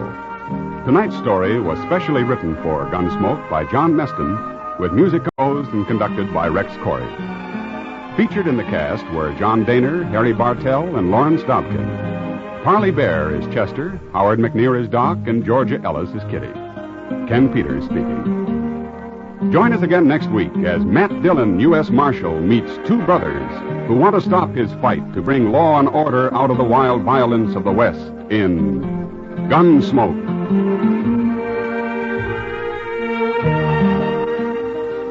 Listen next week at this time when Gunsmoke will be brought to you by Sugar Crinkles, the sugar rice treat that's just right sweet. Sanka Coffee and Instant Sanka, the two delicious coffees that let you sleep, bring you Sanka Salutes. And this is Win Elliott transcribed, saluting our people of the week, the everyday people who help make America an even nicer place in which to live. Your name is Private William Alt of Hyde Park, New York. And though you're home now from Korea, a part of you remains there in the heart and soul of a gentle Korean lad whom you knew only as Kim. You, Private Alt, hardly noticed this young war waif who peeled potatoes and sometimes scrubbed pots at your company mess. But then there was something you did notice. Whenever this scullery boy had time, he was poring over a book, an American book on engineering. Kim had a dream. Korea needed rebuilding, the roads, the bridges, the towns, and he wanted to be a part of it. Though he hadn't a penny, he wanted to scrape up enough money to go to school and to become a civil engineer. And not long after that, you, Private Alt, were ready to go home to America, where the schools are free and the bridges have been built. But you had one beautiful goodbye gift for your little friend Kim. You found a school for him, and you paid the tuition. Thank you, Private Alt, for having been in Korea in the first place, for having understood one little boy's yearnings, for having helped. And in his name, we proudly send you, Private William Alt, this Sanka salute. Say, do you have any idea of what an American ambassador looks like? What do you figure? A fellow in striped pants, a top hat, and maybe a Harvard accent? Well, my favorite American ambassador this week is a New York City taxicab driver, and his name is Joe Burns. Ambassador Joseph Burns, that is. And what kind of an ambassador will take it from the State Department? He's a real 14-carat American ambassador of goodwill. You see, last week, Joe Burns had two young tourists from Venezuela in his cab. They left $280 behind them by mistake. But Joe Burns found them, and he returned the money, and figured that was that. But it wasn't. The story became known down in Venezuela, where some people don't like our country, and where we're sometimes accused of being money grabbers who wouldn't give the other fellow a break. And one newspaper down there was so impressed by Joe Burns' kind deed that, well, they made him a page-one story. And the U.S. Embassy was so grateful to Joe Burns that a letter was sent to him, thanking him for putting our country in the good light it deserves.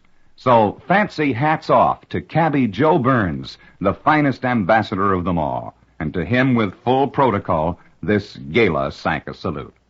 I'll be back in a moment with a story about the latest collegiate style, a brass beanie. But first, folks, if I say to you, here is a coffee with a full, rich-bodied flavor, and here's a coffee that's easy to make, and here's a coffee that lets you sleep, well, you might think I'm talking about three different coffees, but I'm not. I'm talking about one coffee, the new Instant Sanka coffee, the only coffee in all the world that gives you all three of those advantages. Just taste Instant Sanka, made hot and black and good and strong, and you'll see at once that it's all coffee with the delicious, extra-rich flavor you want. It's a cinch to make Instant Sanka, too, whether you're making 1 cup or a dozen. And, of course, Instant Sanka lets you sleep because 97% of the sleep-disturbing caffeine has been removed. So drink as much as you want, and it won't keep you awake. Oh, and look for Instant Sanka in the new economy size jar, and you'll save money. If your grocer hasn't already got it, he'll have it soon. So drink Instant Sanka, the only coffee that combines extra-rich flavor with instant ease and lets you sleep. Now, here's a memo to the upperclassmen at St. Ambrose College out in Iowa. Go easy on one of the freshmen who's around the campus now wearing one of those beanie caps, fellas. He's a freshman named Vandy Farrell. You see, gentlemen, until freshman Farrell put on a beanie, he wore the hat of a regular Army major. And I don't know how you feel, but I think that 58-year-old freshman Farrell must be quite a guy to begin his Army retirement in this style. So I'll take my hat off to him with this Sanka salute. And I'll be back next week when Sanka Coffee and Instant Sanka, both delicious and both caffeine-free, will again present Sanka salutes. In the meantime, this is Win Elliott suggesting you try Sanka. You'll love it, and you'll sleep. This is the CBS Radio Network.